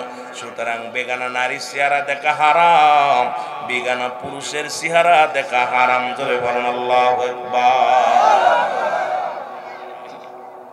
টুপি মাথায় দিয়ে অফিস আদালত করতেছি বেগানা নারী নিয়ে, অফিসের মধ্যে বইয়া চা খাইতেছি, বিস্কিট খাইতেছি, বড় বড় ফতোয়া দিতেছি। জোরে বলেন ঠিক কিনা? হারাম তো হারামই, কোন মুক্তির এখতিয়ার নাই হালাল বলা। বেগানা নারীর চেহারা দেখা হারাম, বেগানা পুরুষের চেহারা দেখা হারাম। এই আইন যদি মানা হতো সমাজে, যেমন পর্দা ফরজ, নামাজও ফরজ, একটা বাড়িতে পর্দা নেই। কোথায় ওয়াজ? লম্বা লম্বা ভাষণ দিতেছি, মাইক পাইলে এমন ভাবে ফাটিয়ে দিতেছে, আমার মতো বক্তার কেউ নাই, আমার মতো জান্নেওয়ালা, আমার মতো বন্নেওয়ালা, আমার মতো কোরআনের দরদি, হাদিসের দরদি, মুফতি সাহেব আর কেউ নাই। অথচ বাড়ি কন্ট্রোল করতে পারি নাই, সমাজ কন্ট্রোল করতে পারি নাই, নিজের ছেলে মেয়ে কন্ট্রোল করতে পারি নাই। ছেলে মেয়ে বেনামাজি, বিবি বেনামাজি, বেপর্দায় চলাফেরা করে। আজকে জাতির অবস্থার জন্য আমরা দায়ী, কারণ নিজে আমরা অন্যকে বলার জন্য ব্যস্ত আছি, নিজে কন্ট্রোল নয়। জোরে বলেন ঠিক কিনা? আমার ভাইয়েরা, আমার বন্ধুরা, আমার কষ্ট হয়নি আপনাদের? বাসা বুঝেন? আমার বাবারা, আমার এই গুনাহগুলো মাফের দরকার আছে। এখানে এই জন্য জান্নাতের বাগান আল্লামা খুদবি রাহমাতুল্লাহ বয়ান করে, দুনিয়ার মানুষ শোনা নাও, হাজার গুনাহ করেছো, দুনিয়ার মধ্যে গুনাহ করতে করতে আসমান থেকে জমিন পর্যন্ত যত খালি জায়গা আছে গুনাহ ভরপুর করে ফেলেছো। এই গুনাহগুলো যদি মাফ করাইতে চাও, কোথাও যদি শুনতে পাও রিয়াজুল জান্নাহ বেহেশতের বাগান, ওয়াজ মাহফিল, এখানে কোন বান্দা যখন যে আঁকড়ে ধরবে, ওই বান্দা যখন কবরের ভয়ে, জাহান্নামের ভয়ে খাস তওবা করে আল্লাহ বলে ডাক দেয়, আল্লাহ রাব্বুল আলামিন বান্দার জীবনের দরিয়া দরিয়া গুনাহগুলো মাফ করে দেয়। জোরে বলেন সুবহানাল্লাহ। কি একটা অপূর্ব সুযোগ! আজকে এলাকাবাসী মিলে মাহফিলের বাগান সাজাইছে টাকা পয়সা খরচ করে। আপনি যত গুনাহ করেছেন কারণ কিয়ামত পর্যন্ত আর কোন নবী আসবে না, নবীদের দরজা বন্ধ। ঠিক কি? নবীদের দরজা কি বন্ধ হয়ে গেছে। এখন আমার দেশে অনেক মৌলভী সাহেব বলে হেদায়েতের মালিক, পীর সাহেব কয় আমি হেদায়েতের মালিক, মুফতি সাহেব কয় হেদায়েতের মালিক, মৌলভী সাহেব কয় হেদায়েতের মালিক। হে আলেম শুনে নাও, পৃথিবীর কোন পীর সাহেব হেদায়েতের মালিক নয়, মৌলভী হেদায়েতের মালিক নয়, মুন্সি হেদায়েতের মালিক নয়, আমির সাহেব হেদায়েতের মালিক নয়। হেদায়েতের মালিক নবীজি নিজেও নয়। যদি কোনো ব্যক্তি বলে রাসূলুল্লাহ হেদায়েতের মালিক, আমি বলবো এটা হলো এক নম্বর বাটপার। কারণ হেদায়েতের মালিক যদি রাসূলুল্লাহ হতো তাহলে আবু জেহেলের কপালে কালেমা জুটতো। যেহেতু আবু জেহেলের কপালে কালেমা জোটে নাই, হেদায়েতের মালিক স্বয়ং আল্লাহ। জোরে বলেন ঠিক কিনা? সবাই পীরকে মাকসুদ বানাইছি, নেতাকে মাকসুদ বানাইছি, সব মাকসুদ বানাইছি। মাকসুদ কে? আরো জোরে চিল্লায় বলেন না কে? আল্লাহ। আমরা সবাই নেতারে বানাইছি, নেতায় মনে হয় সব। ওই নেতাই কিয়ামতের ময়দানে কাঁদবে, নিজেই নাফসি নাফসি করে কাঁদবে, নিজেরই খোঁজ থাকবে না। কথা বুঝেন? আমরা কি অবস্থার মধ্যে আছি, বড় কষ্টের মধ্যে আছি। অনেক পীর মুরিদি করি, নামাজ পড়ি না। দেখা যায় পীরের দরবারে আয় হায় এমন ভাবে পাগল হয়ে চলে গেছে, নামাজের মসজিদে এইভাবে আসে না। বলে ঠিক কি আছে না? আছে না? তাহলে আমি এই জন্য বললাম যে এক ওয়াক্ত নামাজ কাজা দিলে 80 খুতবা পরিমাণ জাহান্নাম। এখন 80 খুতবার 1 খুতবা পরিমাণ হলো 2,88,00,000 বছর।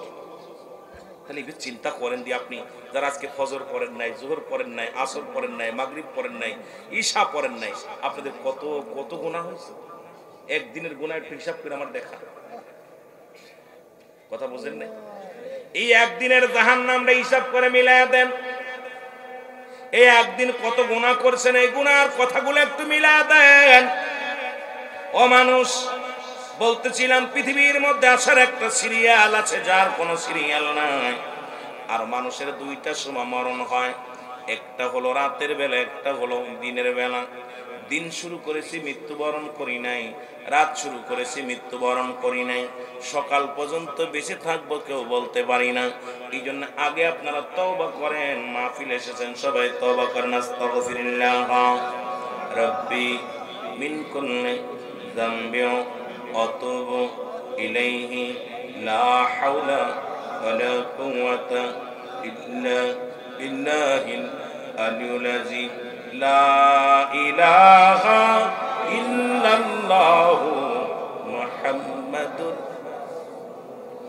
আশহাদু আল্লা ইলাহা, সাক্ষ্য দেন, আশহাদু আল্লা ইলাহা ইল্লাল্লাহু ওয়াহদাহু লা শারীকা লাহু আশহাদু আন্না মুহাম্মাদান আবদুহু ওয়া রাসূলুহু। এই যে সাক্ষ্য দিলেন। আমার ভাইরা আমার, আমি আস্তে আস্তে আলোচনার মধ্যে যাই। আমি আপনি সাক্ষ্য দিলাম আল্লাহ ছাড়া কোনো মাবুদ নাই। আল্লাহকে পার একমাত্র মাধ্যম, ঠিকানা রাহমাতুল লিল আলামিন। জোরে বলেন মারহাবা। আর একটু জোরে বলেন, আর একটু জোরে। এ আমার ভাইরা আমার, আল্লাহ ডাকতে বলেন বিসমিল্লাহির রাহমানির রাহিম। কুল হুয়াল্লাহু আহাদ আল্লাহুস সামাদ লাম ইয়ালিদ ওয়া লাম ইউলাদ ওয়া লাম ইয়াকুল লাহু কুফুয়ান আহাদ। আল্লাহ ডাকতে বলেন হাবিব জানায়া দাও আমি আল্লাহ এক। আল্লাহ কয়জন? জোরে বলেন আল্লাহ কয়জন? যারা দেবতা পূজা করে তাদের আল্লাহ কয়জন? যারা চন্দ্র পূজা করে, যারা মূর্তি পূজা করে, যারা মন্দির পূজা করে, যারা মাজার পূজা করে, এই দুনিয়ার মধ্যে মুসলমান শুনে নাও, অসংখ্য মানুষ আমরা শিরকি করি, গুনাহ করতেছি আমরা দুনিয়ার মধ্যে। কেউ করে দরগা পূজা, কেউ করে মাজার পূজা, কেউ করে মুসলমান মূর্তি পূজা। আজকে পূজার মধ্যে সব ঢুকে গেছি আমার ভাইরা, আমার বন্ধুরা আমার। আল্লাহ ডাকতে বলে হাবিব আপনি জানিয়ে দেন আমি আল্লাহ এক। আল্লাহ কয়, আল্লাহ বলে বান্দারে আমি আল্লাহ এক। পৃথিবীর মধ্যে কাউরে জন্ম দিই নাই, কারো থেকে জন্ম নিই নাই। আল্লাহর কোনো ছেলে নাই, মেয়ে নাই, কোনো বংশ পরিচয় নাই, আল্লাহ এক। এটা বিশ্বাস আছে কার কার? আল্লাহ একজন, কার কার বিশ্বাস? একটু হাত তোলে।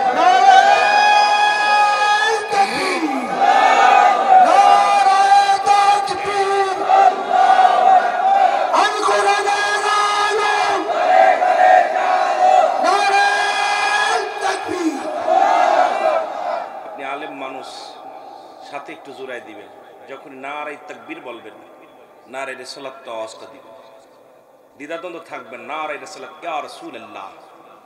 আল হাসান আল হুসাইন যখন সোয়াদায়ে কারবালার জমিনে ইয়া মুহাম্মাদান বলে চিৎকার মেরেছে, অনেক অসংখ্য দলিল আছে। ইয়া হরফে নেদা দিয়ে ডাকবেন, হে আমার নবী। এখন নবীরে ইয়া বলা যাবে না, কোন হাদিসে আছে আমি জানতে চাই, হাদিস তাফসীর কারকরা আছে আমার ভাইরা, বিশেষ করে ইয়া রাসূলুল্লাহ বলবেন, ইয়া রাসূলুল্লাহ। কারণ ইসলামকে যেখানে কোরআন আনছে, কোরআন আসছে নবীর কাছে। আমরা যখনই বলবো আল কোরআনের আলো, আল কোরআন আসছে রাসূলুল্লাহর কাছে। রসুল লাগবে, জোরে বলেন ঠিক কিনা?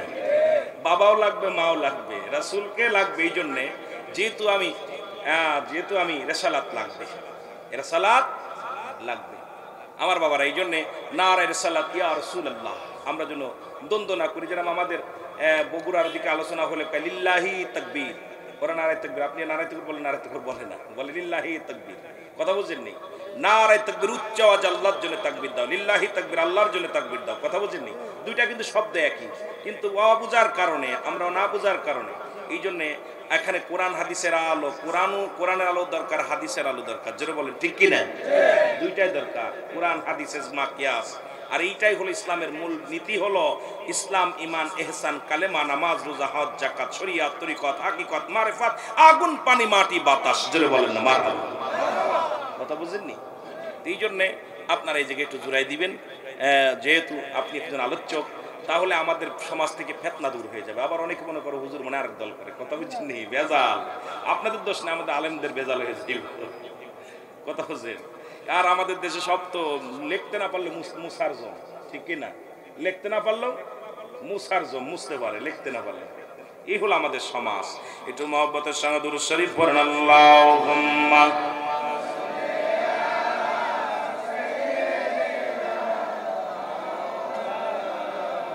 ওয়ালা আলি সাইয়্যিদিনা। এ ভাইরা আমার, বন্ধুরা, আল্লাহ বলে বান্দা আমি আল্লাহ এক।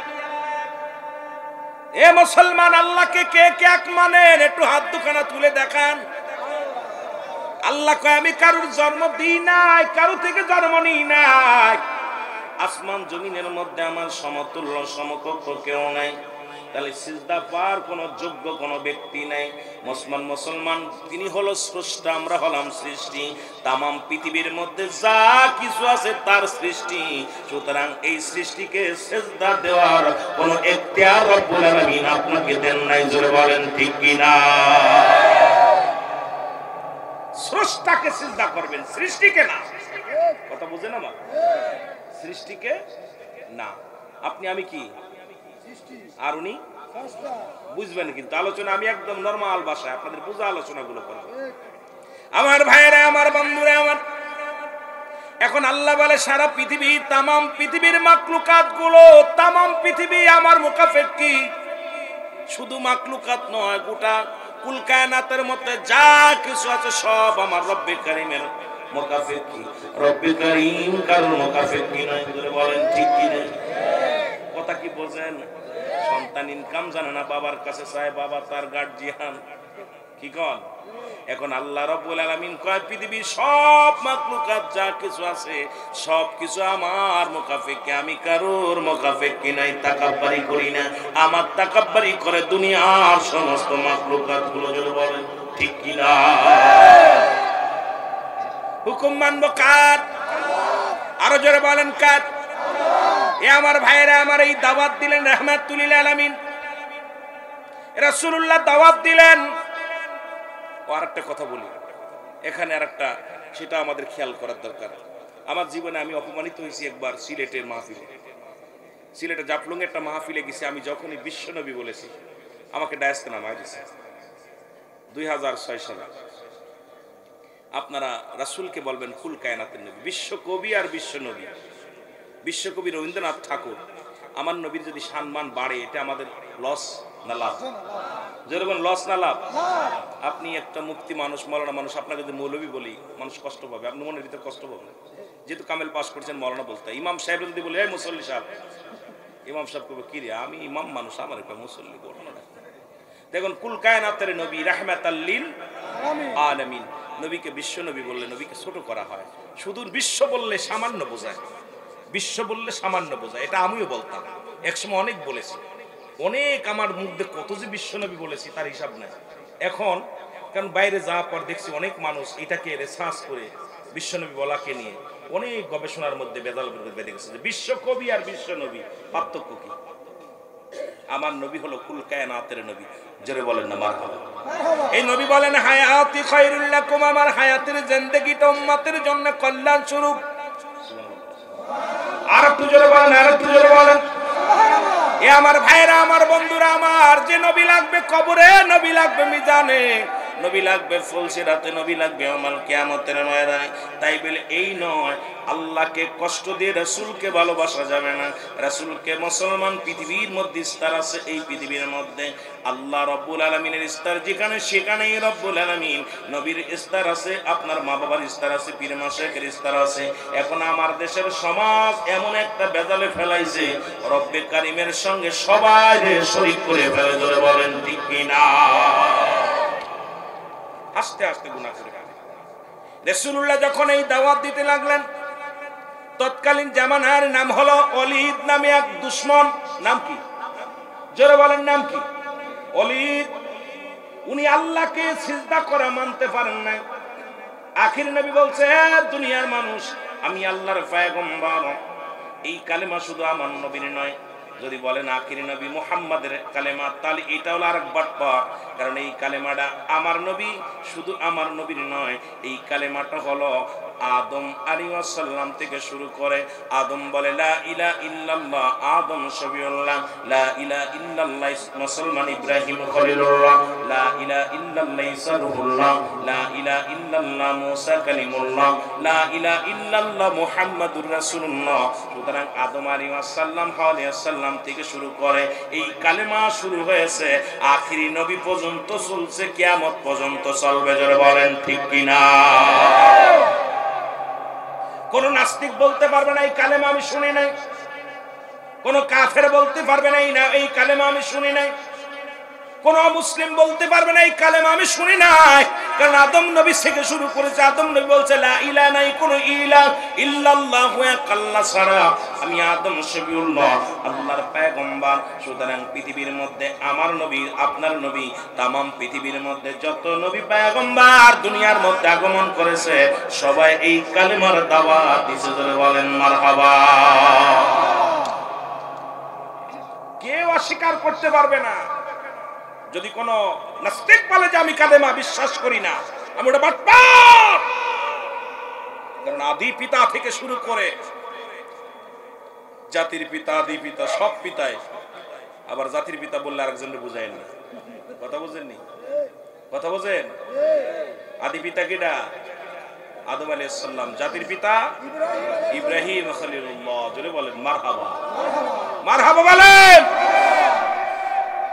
কি যে বিপদে আছি ভাই, কথা বুঝেননি? খুব বিপদের মধ্যে আছি। আমি যাব আস্তে আস্তে আলোচনার মধ্যে যাই। ওলীদ কি করলেন? একটা পুতুল বানাইলেন, পুতুল বানাইয়া সিজদা শুরু করে দিলেন।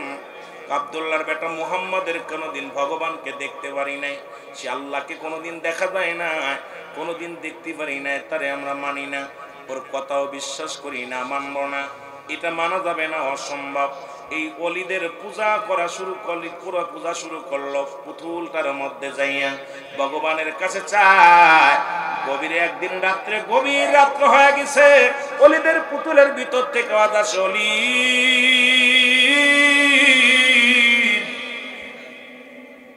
ওলীদের পুতুলের ভিতর থেকে আওয়াজ আসে, ওলীদ। মুহাম্মদ আব্দুল্লাহর বেটা মুহাম্মদ একটা ধোঁকাবাজ, আব্দুল্লাহর বেটা মুহাম্মদ একটা কাজ্জাব, আব্দুল্লাহর বেটা মুহাম্মাদের খোদা বলতে কিচ্ছু নাই। আব্দুল্লাহর বেটা মুহাম্মদ সে একটা মিথ্যুক কাজ্জাব।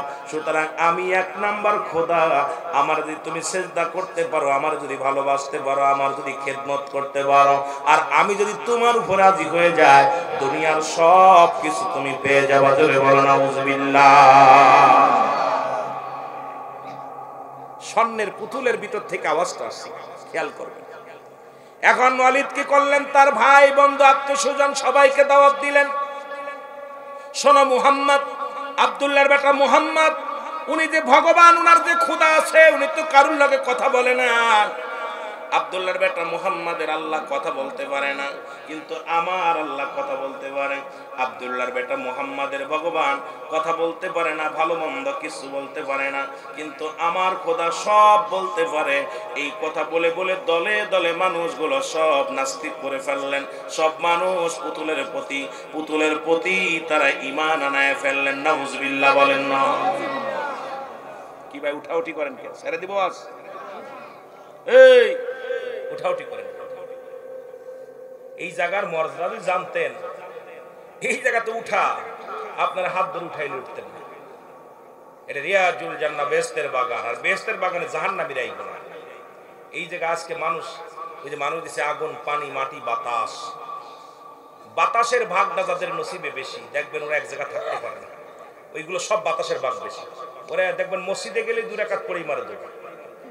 কথা বুঝেননি? ওরা বসতে পারে না, দেখবেন মসজিদে দেখুন বাজারে যা দেখছেন হাটে ঘুরে বেড়াচ্ছে, কারণ ওর বাতাসের ভাগটা পরিমাণ বেশি। বাতাসের কাজ হলো খালি দৌড়ে বেড়ানো, খালি উড়ে বেড়ানো, ঠিক কিনা?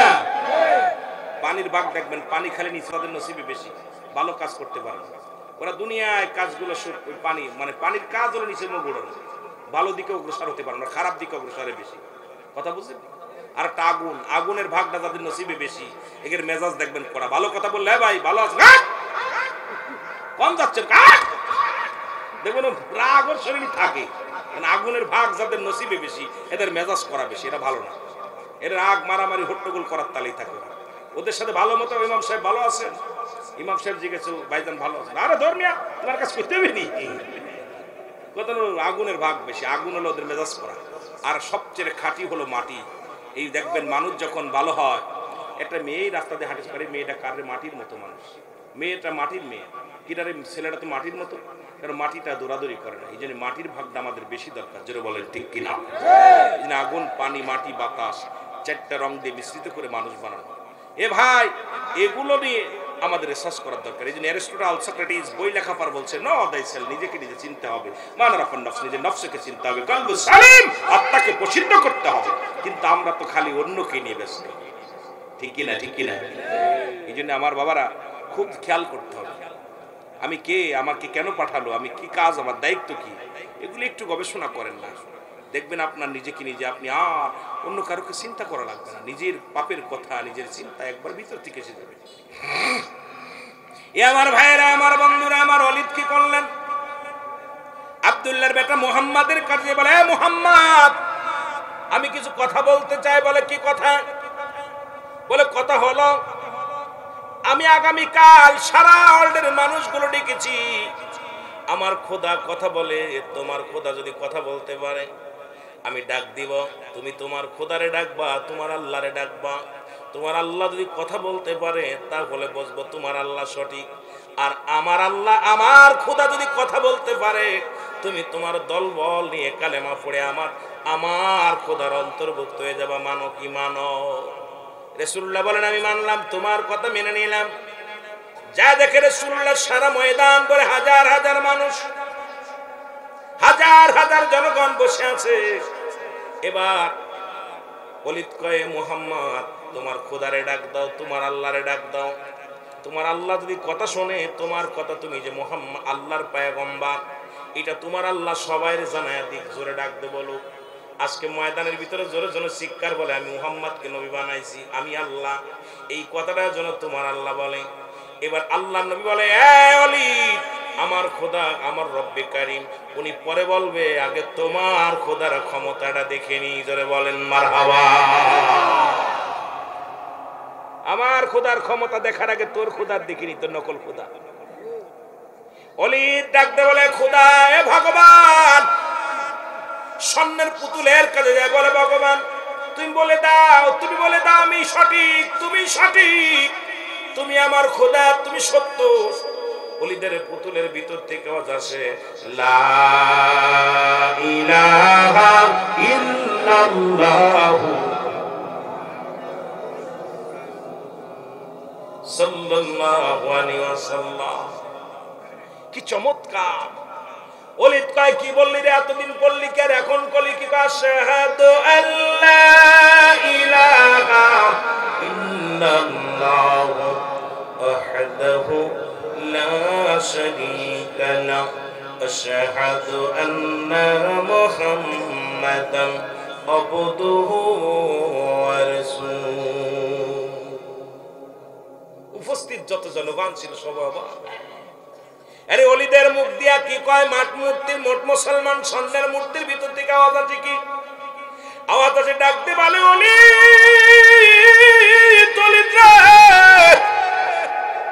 আব্দুল্লাহর বেটা মুহাম্মাদের খোদা সত্য, আমার আল্লাহ সত্য, আখির নবী রাহমাতুল লিল আলামিন যেটা বলছো ওটাই সত্য।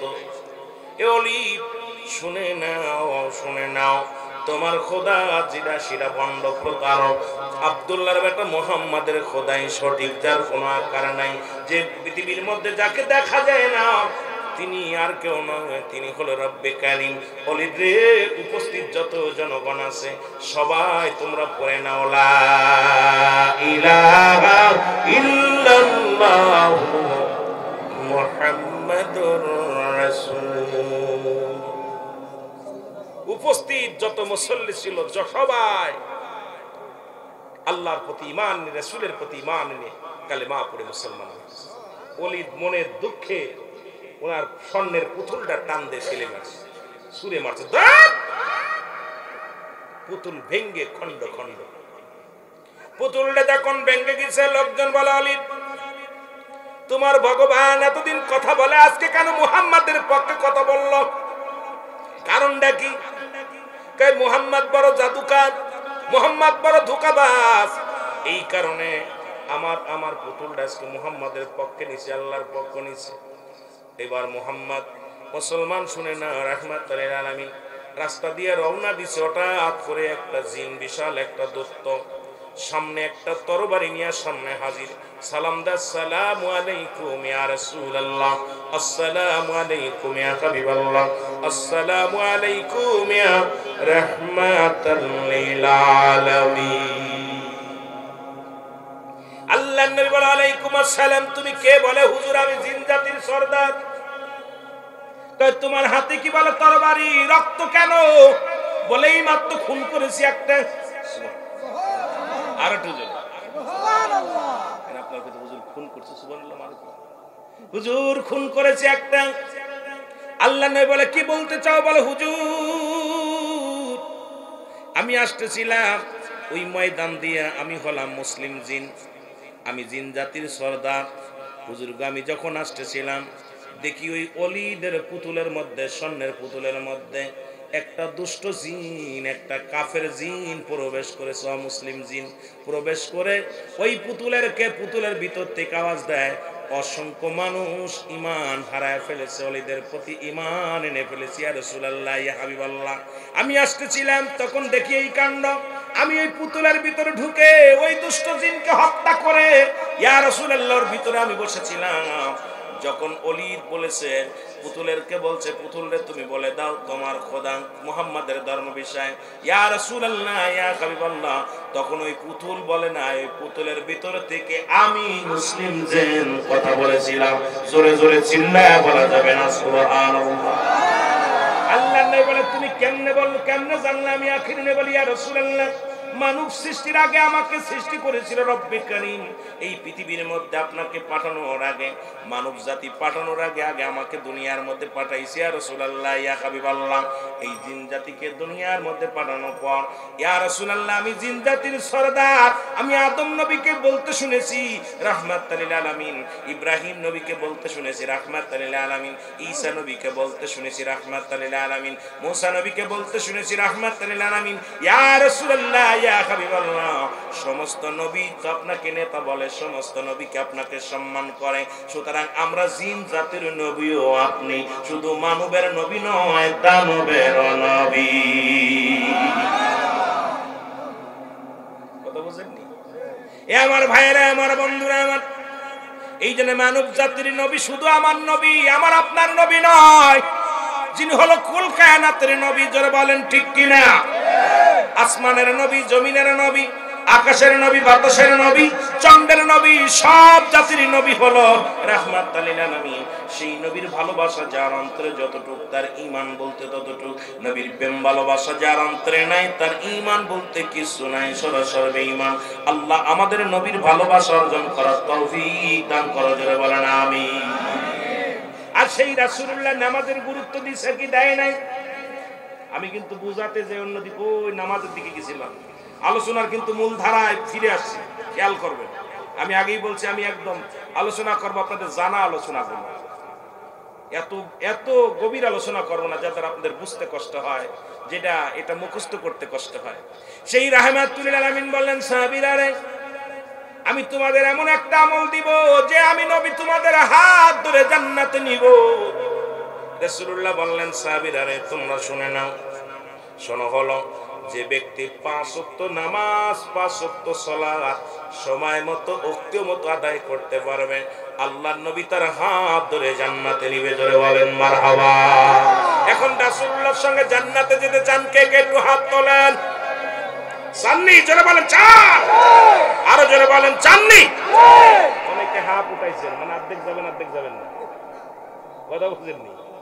রাসূলুল্লাহ নিজে বলছে, আমার মুখের কথা না, নবীজি বলছে যে ব্যক্তি 5 ওয়াক্ত সালাত, 5 ওয়াক্ত নামাজ সময় মতো ওয়াক্ত মতো আদায় করতে পারবে, আমি নবী তার হাত ধরে জান্নাতে নিয়ে যাব। যেহেতু শাবান মাস, সামনে মায়ে রমজান মাস, এই রমজান মাসের গুরুত্ব অনেক, ফজিলাত নামাজের গুরুত্ব। মুসলমান এমনি নামাজ যখন আদায় করবেন, 27 গুণ সব যখন একাকার নামাজ পড়বেন, আর এই মসজিদে যখন নামাজ পড়বেন, একাকার নামাজ পড়ার চাইতে 27 গুণ সব বেশি হবে। আর আল্লাহ রাব্বুল আলামিন মাহে রমজানের খাতিরে ওই 27 কে 70 গুণ দিয়া দিছে, কারণ কোন ব্যক্তি 70 গুণ সব তার বেশি আমলনামায় লেখা হবে। জোরে জোরে চিল্লায় বলেন মারহাবা। নামাজ যে নবীর অনুকরণ করি, সেই নবী নামাজের জন্য কষ্ট করছে। আমার মুসলমান গভীর মনোযোগ, মাহে রমজান মাসে 3টা ভাগ করেছে। একটা হলো রমজান মাসে রহমত, মাগফিরাত, নাজাত, ঠিক কি না? জোরে বলেন ঠিক কি না? এই মাহে রমজান মাসের প্রস্তুতিমূলক মাস হলো শাবান মাস। প্রস্তুতি হতে হবে। কেমন প্রস্তুতি? আগামী কাল থেকে ফজর থেকে নামাজ আর ছাড়বো না, কারণ মায়ে রমজান মাসে তো নামাজ পড়তেই হবে। আগামী কাল থেকে 1 ওয়াক্ত নামাজ আর কাজা করবো না। মুসলমান শুনে নাও। আর এই যত বাজার, যত রমজান মাসে কেনাকাটা লাগে, সব কিছু যদি পারেন আপনি আগে করাই করবেন, যাতে করে বাজারে না যাওয়া লাগে। রমজান মাসটা আবদ্ধ থাকবেন, কারণ শিকল দিয়া শয়তানকে বন্দী করা হয়। তারপরেও এখন বলতে পারেন, হুজুর তারপরে কেন অন্যায় হয়? কারণ মানব শয়তান, জিন শয়তান, নফস শয়তান, খবিস শয়তান, আর শয়তান, শয়তানের শয়তানি, মুনাফিকের মুনাফিকি, সবল করে সবল করি। এই যে খারাপ আত্মাগুলো যেগুলো থাকে, এগুলো আপনার নষ্টের মূল, এগুলো আপনাকে সারা জীবন পরিচর্যা করছেন। এই জন্য ইরাই পরিচালনা করে আপনাকে। জোরে বলেন ঠিক কিনা? আমার ভাইয়েরা, আমার বন্ধুরা, আমার সালাতটা আদায় করবেন, 5 ওয়াক্ত সালাত। রাজি আছেন? জোরে বলেন রাজি আছেন? আমি ওদিকে পরে যাই, একটু দূরে ঘুরে আসি। রাসূল বললেন, বলা পার রাসূলের সাহাবী নাম হলো আব্দুল্লাহ আনসারী। নাম কি? আব্দুল্লাহ আনসারী। জোরে বলেন মারহাবা। নাম কি? আব্দুল্লাহ আনসারী। এই আব্দুল্লাহ আনসারী উনি বাড়ি গেলেন। বাড়ি যাওয়ার পর নবীজি কি ওয়াজ করছে, বিবি জিগায় স্বামীরে। অনেক মা বোনেরা মাইকের আওয়াজ শোনেন, আল্লাহর রাস্তে আজকে ওয়াজটা কানে শুনবেন। কারণ আপনাদের স্বামীরা যারা মাহফিলে আসছে, যারা আপনারা যাদের বিবিগুলো আসে নাই, একটু বাড়ি ওয়াজটা নিয়ে যাবেন। কারণ আল্লাহর নবী সাহাবী আব্দুল্লাহ আনসারীর বিবি বাড়িতে গেলে ডাক দিয়ে বলে, স্বামী আল্লাহর নবী আজকে কি ওয়াজ করছে বলেন। নবীজি কি ওয়াজ করছে আগে আমারে জানায়া দেন। আব্দুল্লাহ আনসারী ডাক দিয়ে বলে, বিবি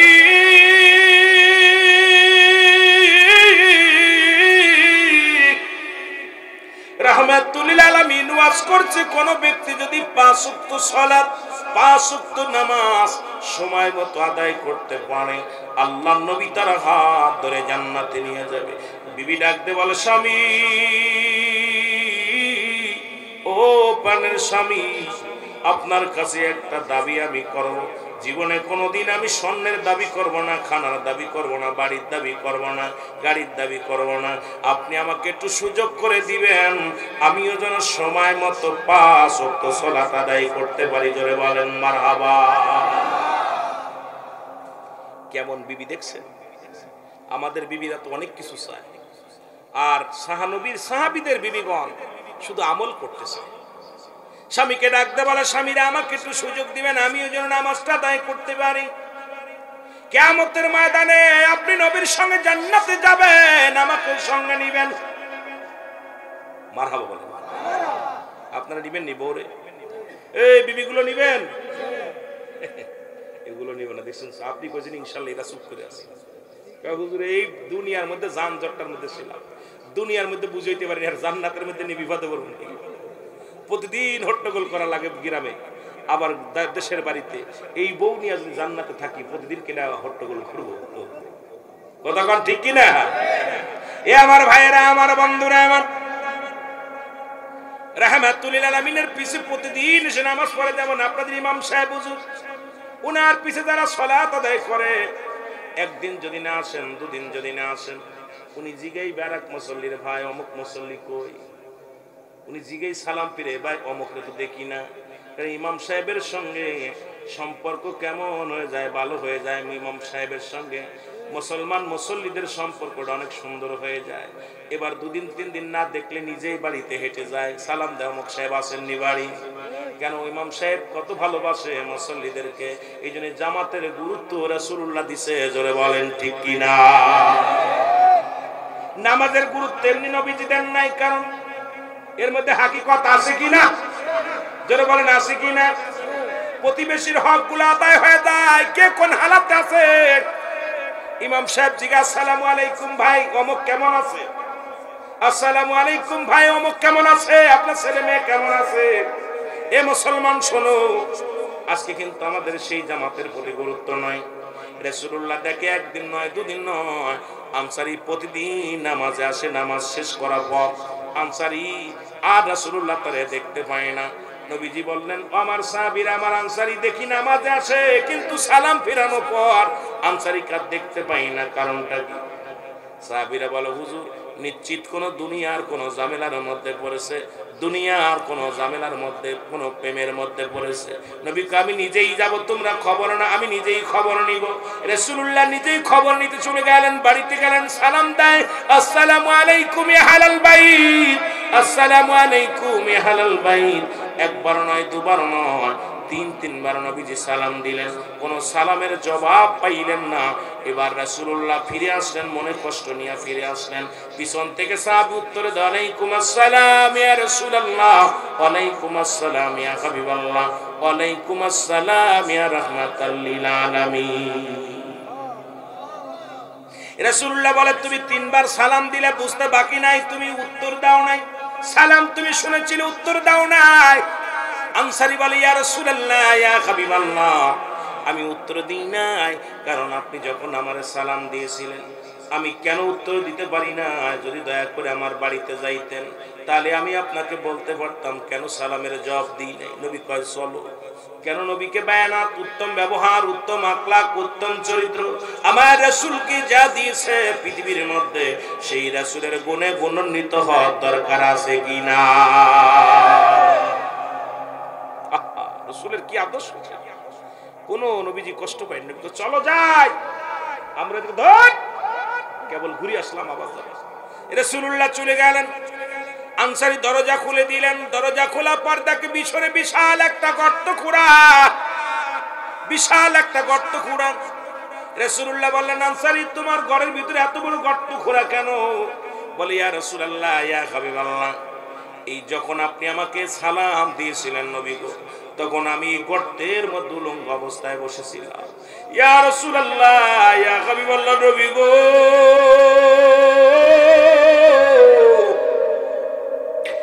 কারণে আমি সালামের জবাব দিতে পারি না।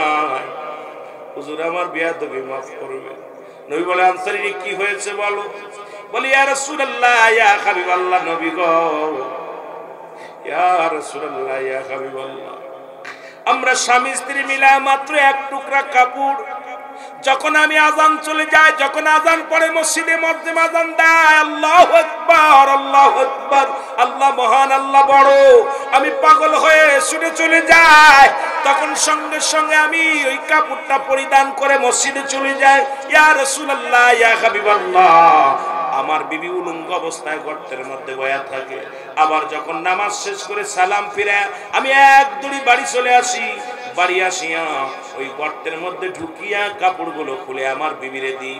যখন আপনি সালাম দিয়েছিলেন তখন আমার বিবি কাপড় পরিধান করে নামাজ পড়তেছিল। ইয়া রাসূলুল্লাহ ইয়া হাবিবাল্লাহ, আমি উলঙ্গ থাকার কারণে আপনাকে আমি সালামের উত্তর দিতে পারি নাই। আমার নবী বলে আনসারী,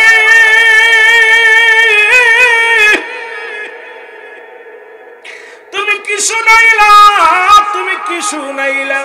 আনসারী বলে নবী গো, আমাদের স্বামী স্ত্রী মিলে মাত্র একখানা কাপড়।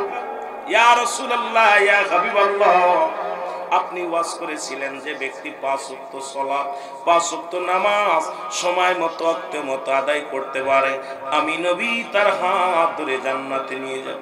আমার বিবি আমার কাছে দাবি করে নবী গো, আমি যেন 5 ওয়াক্ত সালাত সময় মতো আদায় করতে পারি। এই কারণে নবী গো যখন সালাম ফিরায় দৌড়ায় বাড়ি চলে আসি। বাড়ি আসে কাপড়টা খুলে দিয়ে আমার বিবি নামাজ দাঁড়ায় যায়। আমার নবী ডাক দে আনসারী, আমি নবী কথা দিলাম রে, আমি নবী কথা দিলাম, ইয়াউমাল কিয়ামতের ময়দানে তোদের স্বামী স্ত্রী দুজনকেই নিয়ে আমি নবী জান্নাতে যাব। জোরে বলেন মারহাবা। এর এক কাপড়ে দুজন নামাজ পড়েছে, আর মধ্যে এমন কোন গরিব নাই, এমন কোন ফকির নাই যার এক টুকরা কাপড় আছে। এখানে যারা বেনামাজি বলেন দি তাদের একখান কাপড় আছে, কথা কন না কেন? একখান কাপড় আছে, একখান কাপড় নাই, অথচ কাপড়গুলো উঠায় থইছেন।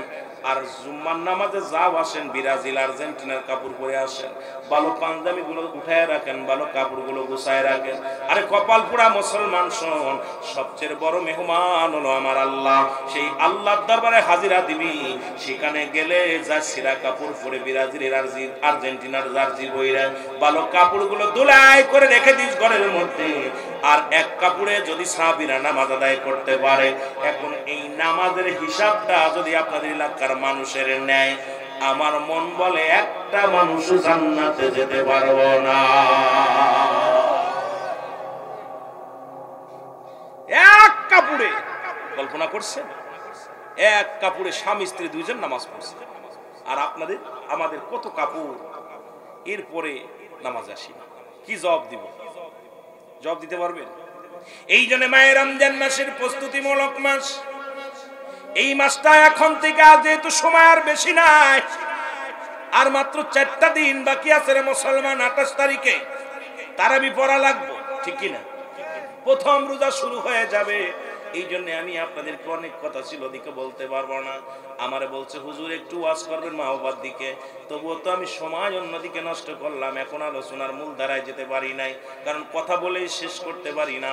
আমার যুবক বাবারা দিলের কান্ডা লাগায় শোনো, মায়ের রমজান মাসে ও মুসলমান শোনো, এই পবিত্রতা রক্ষা করবার রাসূল বলছে 3টা জিনিস যে ব্যক্তি পাইয়া সে ব্যক্তি গুনাহ মাফ করাইতে পারল না, এই ব্যক্তি ভিতরে এই ব্যক্তি ধ্বংস হয়ে যাবে। তার মধ্যে 1 নাম্বার হলো পিতামাতা জিন্দা পাওয়ার পর যে ব্যক্তি গুনাহ মাফ করে নিল না আব্বা মার কাছ থেকে, জোরে বল আল্লাহু আকবার। যে ব্যক্তি গুনাহ মাফ করে নিতে পারে না আব্বা মার কাছ থেকে, যে যত বড় মৌলবী হোক, আর বাইতুল মুকাররমের খতিব হোক, মুসলমান কাবা শরীফের ইমাম হোক, যার উপরে মা বাবা সন্তুষ্ট না, তার জীবন বরবাদ, সবকিছু বরবাদ হয়ে যাবে। এই জন্য আব্বা মা মুসলমান শুনে নাও আমার বাজানেরা, 1 নম্বরে পিতামাতার হক যদি নষ্ট করে যাও, 14টা হক হলো পিতামাতার, তার মধ্যে 14টার মধ্যে 7টা হলো জীবিত থাকতে, 7টা হলো মরণের পরে। মুসলমান শুনে নাও, যারা পিতামাতার কাছ থেকে গুনাহ মাফ না চেয়ে নিতে পারলো, এদের মতো কপাল পোড়া কেউ নাই, অভিশপ্ত জাতিরা। 2 নম্বর হলো মায়ের রমজান মাস পেয়ে যিনি গুনাহ মাফ করাইতে নিতে পারলো পারলো না, মাহে রমজান মাসের মুসলমান পবিত্রতা রক্ষা করতে পারলো না, এর মতো কপাল পোড়া দুনিয়ার মধ্যে কেউ নাই। আর এক শ্রেণী হলো মুসলমান যারা রাসূলের দুরূদ শরীফ পড়িয়া রাসূল পাক সাল্লাল্লাহু আলাইহি সাল্লাম নাম শোনা পর যারা রাসূলের দুরূদ পড়লো না, সাল্লাল্লাহু আলাইহি সাল্লাম পড়লো না, এরাও যেন ধ্বংস হয়ে যাবে। জোরে জোরে চিল্লায় বলো আল্লাহু আকবার। আর একটু জোরে বলো। সুতরাং মাহে রমজান মাস সামনে আমাদের আসতেছে, পবিত্রতা রক্ষা করার দরকার আছে কিনা? আরো জোরে বলেন আছে কিনা? এই মাহে রমজান মাসে আমরা যারা যাকাত আছে যাকাত গুলো পরিশোধ করব। অল্প কয়েক মিনিট কথাগুলো বলে যায় যে আগামী কাল আর তো ওয়াজ হবে না, মাহফিল হবে না। যত আমি আল্লাহর কাছে বলতে পারি, আল্লাহ মাহে রমজানের আগে একটা ওয়াজ হয়েছিল, কিছুটা টাচ দিয়েছিলাম, রমজান বিষয়ে কথা বলেছিলাম। মুসলমান শোনো, আমরা 30টা রোজা রাখবো নিয়ত করেছি। কে কে একটু হাত তোলেন। 30টা রোজা রাখবেন, জোরে বলেন আল্লাহু আকবার। আল্লাহ আমাদের কবুল করো, 30টা রোজা রাখার তৌফিক দান করো, জোরে বলেন আমিন। তবে মা বোনেরা যারা ওয়াজ শুনতেছেন, আপনাদের জন্য একটা শুভ সংবাদ দিয়ে যায়, যখন আপনার রোজা রাখবেন 1 নাম্বার 3টা আমল করলে তো জান্নাতে যাবেন। তার মধ্যে 1 নাম্বার হলো ফরজ নামাজ এবং ফরজ রোজা। এই ফরজ রোজা যদি আপনাদের কোনো রকম হায় নিপাত আসে, খবরদার কোনো ওষুধ খাওয়া বন্ধ করবেন না। অনেক মা বোন আছে চিন্তা করে 30 রোজা রাখবো, ওষুধ খাবো। এই ভুলটা খবরদার করবেন না, এই ভুলটা খবরদার করবেন না।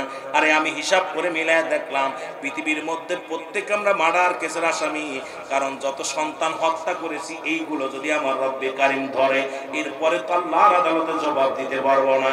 এ আমার ভাইয়েরা, যদি কোনো মা বোন রোজা ভেঙে যায়, শোনো, যদি হায়াত আছে, ঋতু আছে, সঙ্গে সঙ্গে রোজা নামাজ দুটোই ছেড়ে দিবে, শুধু ফরজ রোজাগুলো পরবর্তী সময় কাজা আদায় করে নিবে।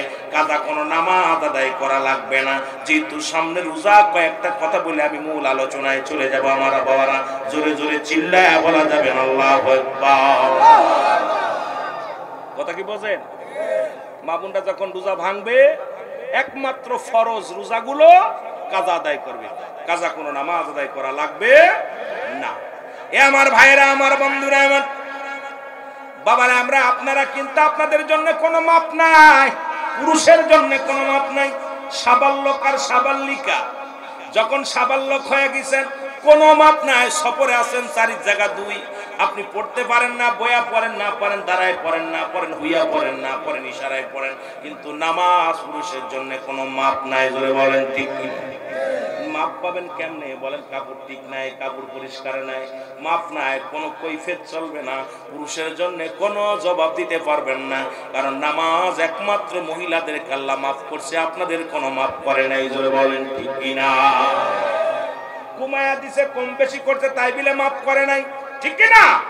দাঁড়ায় পড়তে পারো না, বয়া পড়, বয়া না পড়তে পারলে হুইয়া পড়, হুইয়া না পড়তে পারলে ইশারায় পড়, তবু পড়, আদায় কর, সালাত আদায় কর। আল্লাহু আকবার বলো, আর একটু জোরে বলো আল্লাহু আকবার। এ মুসলমান, এই মাসে আপনারা যাকাতটা দিবেন। 1 নম্বরে যাকাত পরিশোধ করবেন। উত্তম মাস, যাকাতের নিসাব পরিমাণ মাল, সেটা হলো 7.5 তোলা স্বর্ণ, 52 তোলা রূপা। এই পরিমাণ মালের নিসাব জানে মালিক হয়ে গেছেন, অবশ্যই হিসাব করবেন। ইমাম সাহেবের কাছে বসবেন, ইমাম সাহেবকে বলবেন, হুজুর, আপনাদের হুজুরকে বলবেন, হুজুর, এইটা আমার এত মাল, এত টাকা আছে, এটা কেমনে বোঝায় দিব? ইমাম সাহেব হুজুর হিসাব করে দিবে, এরপরে আপনি যাকাত দিবেন। ইচ্ছা মতো দিবেন না। আপনি হইছে 10 লাখ টাকা, যাকাত দিবেন 1 লাখ টাকা, চলবে না, এই মস্তানি চলবে না। কিয়ামতের ময়দানে এইগুলো বিস্তু হইয়া আপনাকে কেমন কামড় শুরু করে দিবে, এমন যন্ত্রণা দেওয়া শুরু করবে, এগুলোর জন্য আপনি জাহান্নামে চলে যাবেন। ধরে বলেন ঠিক কিনা? আর দুনিয়ার বালাখানা কি করবেন? আল্লাহ কয়, কুল্লু মান আলাইহা ফান, আল্লাহ কয় বান্দারে সব কিছু চূর্ণ বিচ্ছিন্ন করে দিব। এই জমিনের মধ্যে যা কিছু আছে সব কিছু আমি চূর্ণ বিচ্ছিন্ন করে দিব। এই জমিনের মধ্যে মাটিগুলো পুড়ায় তামা বানায় দিব। জমিনের মধ্যে যত পানি আছে সব পানিগুলো পোড়ায় ছাই বানায় দিব। যেদিন কিচ্ছু বলতে কিচ্ছু থাকবে না, সেদিন থাকবো শুধু আমি আল্লাহ। সুতরাং কার জন্য ঘুষ খাও, কার জন্য সুদ খাও, কার জন্য এত বাড়াবাড়ি করার মন, সব ফেলে ধুয়ে চলে যেতে হবে, সেই চিন্তা কার আপনাদের ভিতরে আছে কিনা? কার কার ভিতরে আছে? একটা হাত তোলেন। এই সব কিছু নিয়ে যাবেন না থুয়ে যাবেন? কে কে নিয়ে যাবেন একটু হাত তোলেন। বাড়িটারি নিয়ে যাবেন, কে কে নিবেন? নিয়ে যাবেন। হ্যাঁ, আপনার ওই কাফনের পকেট বানাইবেন, কিছু বানায় পকেটে টাকা পয়সা কিছু ছুঁয়ে দিবেন। কথা বুঝছেননি? কিচ্ছু নিতে হবে। কুল্লু মান আলাইহা সব শেষ করে দিবে কে? আর একটু জোরে বলেন কে? রব্বি কারীম সব শেষ করে দিবে, বাঁচার মতো কোনো পথ নাই। এই জন্য মুসলমান শোনেন, ইমাম সাহেবের পরামর্শ নিবেন, নিজে ইচ্ছা মতো কোনো কাজ করবেন না। মৌলানা সাহেবের ফতোয়া নিবেন, ফতোয়া নিয়ে যে জাকাত হয় এই জাকাত গুলো এলাকার মধ্যে গরিব মিসকিন দেখে, আত্মস্বজন দেখে তাদেরকে পরিশোধ করবেন।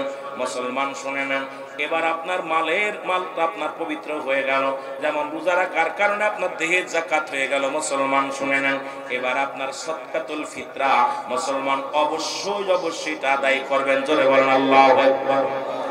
এ মুসলমান, ফিতরা আদায় করা লাগবে কি লাগবে না? আরো জোরে বলেন, লাগবে কি লাগবে না? প্রতিটা মানুষ, আপনার উত্তম মাস হলো মাহে রমজান মাস। এই মাসে আপনার মুসলমান সাদকাতুল ফিতরা এটা আপনি আদায় করবেন।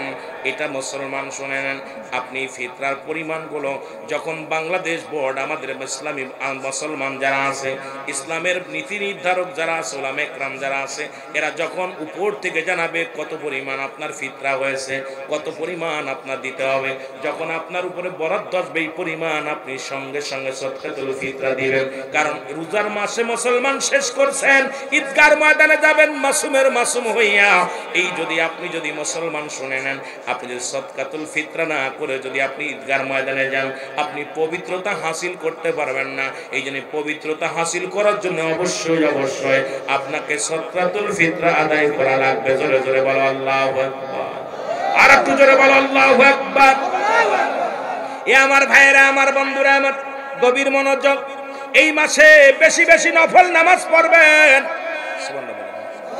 আর একটু জোরে। এমনিতে তো মুসলমান প্রতিদিন 12 রাকাত কি পড়েন? সুন্নাত নামাজ পড়েন। কয় রাকাত? প্রতিদিন 12 রাকাত সুন্নাত নামাজ। কত রাকাত? 12 রাকাত সুন্নাত নামাজ পড়েন। এ মুসলমান, রাসূল বলছে যে ব্যক্তি প্রতিনিয়ত 12 রাকাত সুন্নাত নামাজ পড়বে, আল্লাহর নবী বলছে ওই ব্যক্তি জান্নাতের মধ্যে তাদের বাড়ি ঘর করে দিবে আল্লাহ পাক। বিশাল বিশাল বাড়ি ঘরগুলো আল্লাহ পাক করে দিবে। সুতরাং এই দুনিয়ার মধ্যে রমজান মাসে সুন্নাতটা ফরজের সমতুল্য হবে। বেশি বেশি ফরজ সুন্নাত নফল নামাজগুলো পড়বেন, মাগফিরাত কামনা করবেন, আল্লাহর কাছে ইস্তেগফার করবেন, মাফ চাবেন, ক্ষমা চাবেন, বেশি বেশি করে কোরআন তেলাওয়াত করবেন। এ মুসলমান, কোরআন শরীফ পড়তে পারেন না? কোরআন শরীফ বুকের মধ্যে ধরবেন। পড়তে পারেন না? কি হয়েছে? পড়তে পারেন, আফসোস করে বুকের সঙ্গে টান দিয়া ধরবেন। আল্লাহ, এই কোরআন তুমি পাহাড়ের উপরে দাও নাই, পাহাড় সহ্য করতে পারে নাই। তুমি আল্লাহ জমিনের উপরে দাও নাই, জমিন সহ্য করতে পারে নাই। আসমানের উপরে দাও নাই, আসমান সহ্য করতে পারে নাই। এই মানব জাতির মধ্যে দিছো আল্লাহ, এই কোরআন আমার মধ্যে দিয়া দাও। কোরআনকে যদি কিছু না পড়তে পারেন, তবু একদিন হলেও কোরআনটারে ভালোবাসবেন, বুকের সঙ্গে টেনে ধরবেন, এই বুকের সঙ্গে লাগায়া ধরে কানবেন। আল্লাহ আল্লাহ, এই কোরআন যে কত মধু, কোরআনটা মুসলমান যেমনি মুসলমান দেখেছিলাম কোথায়? এ মুসলমান, গভীর মনোযোগ। আফগানের জমিনে মুসলমান, এ মুসলমান, কিছু ছাত্রের 500 কোরআনের পাখিগুলোর কাছে যখন বন্দুক তাক করে বলেছিল তোরা কোরআন ছেড়ে দে, না হয় জীবন দেয়া দে, ছেলেরা বলেছিল জীবন দিলে জান্নাত পাবো, কোরআন ছাড়লে জাহান্নাম পাবো। কিন্তু জীবন দেয়া দিছে, কোরআন ছাড়ে নাই। এই কোরআনের অবমাননা সহ্য করা যাবে না। জোরে বলেন ঠিক কিনা? আল্লাহ নিজেই বলেন, যালিকাল কিতাবু লা রাইবা ফীহি। আর এটা মানবে কার? আল্লাহ কা হুদাল লিল মুত্তাকিন। জোরে জোরে চিল্লায়া বলা যাবে না মারহাবা। এ মুসলমান, আমি আস্তে আস্তে আলোচনায় যাই যেহেতু সময় স্বল্প। এ মুসলমান, কই থেকে কই যাব? এ যুবক, দিলের কান্ডা লাগায় শোনো, এই কোরআন নাজিলের মাস হলো মাহে রমজান মাস। মারহাবা বলো। এই জন্য কোরআনটা মাহে রমজান মাসে পড়তে না পারলো তারাবিগুলো পড়বেন, কোরআনের পাখিগুলো যখন যেখানে খতম তারাবি হয়, কষ্ট চিন্তা করবেন না, কষ্ট করে শুনবেন। একটা হরফ শুনলে 10টা নেকি, ইমাম সাহেব পড়বে 1000 নেকি, আপনি শুনবেন 2000 নেকি। সুতরাং ইমাম সাহেব যত নেকি পাবে তার দ্বিগুণ নেকি আপনার হবে। পিছনে বসে বসে কোরআন তেলাওয়াত শুনবেন। এই 30টা কোরআন, 30টা রোজা, 30টা তারাবি আপনি আদায় করবেন। 30টা তারাবির মধ্যে কোরআন শরীফ পড়বেন। যখন ইমাম সাহেব তেলাওয়াত করবে, তেলাওয়াতটা মন দিয়ে শ্রবণ করবেন। জোরে জোরে বলেন আল্লাহু আকবার। এ মুসলমান গভীর মনোযোগ, আল্লাহু আকবার বলো। এই কোরআন নাজিলের মাস হলো মায়ের রমজান মাস, মারহাবা বলো। আবার এই মাসে এমন একটা রাত, আল্লাহ কয় তানাজ্জালুল মালাইকা, আল্লাহু আকবার বলো। এখন একটা মাস, যে মাসে মুসলমান লাইলাতুল কদর বলা হয়, যেখানে নাজিল হয়েছে কি ফেরেশতা? ও মুসলমান শুনে নাও, শুনে নাও, কি নাজিল করছে? কোরআন শরীফ নাজিল করেছে কোন মাসে? এই মাসে। এ মুসলমান শুনে নাও, এই মাসটার পবিত্রতা রক্ষা করবা, এই মাসটার ভিতরে কোরআন শরীফকে মহব্বত করবা, কোরআন শরীফকে বুকের মধ্যে ধরবা। পড়তে যদি না পারো, ইমাম সাহেব যখন পড়বে বয়া বয়া শুনবা। ওই ছোট বাচ্চা যখন সকালবেলা কোরআন শরীফ পড়বে, বয়া বয়া একটু শুনবি। সারা জীবন তো চা খাইছিস, বাজারে যায় নামাজ পড়িস, না পড়িস, কপাল পুরা, বাজারে যা চা খাইও বয়া বয়া, ও বুড়ো লাঠি ভর দিয়া দিয়া চা খাইছো। আর এই রমজান মাসটা ওইগুলো বাদ দিয়া, ফজরের নামাজটা না পড়িয়া, না ঘুমায়া, যখন ওই কোরআনের পাখিগুলো কোরআন নিয়ে বসে, একটু বয়া বয়া কোরআন শুনবা। জোরে বলেন মারহাবা। আর একটু জোরে বল আল্লাহু আকবার। রাজি আছেন? রাজি আছেন? আরে জোরে বলেন রাজি আছেন? আমার ভাইয়েরা, 5 ওয়াক্ত সালাত আদায় করবেন, দান খয়রাত করবেন, বেশি বেশি করে দান খয়রাত করবেন। মুসলমান আবদ্ধ থাক, বাজার ঘাটে যাবেন না। বাজার ঘাটগুলো সব বন্ধ।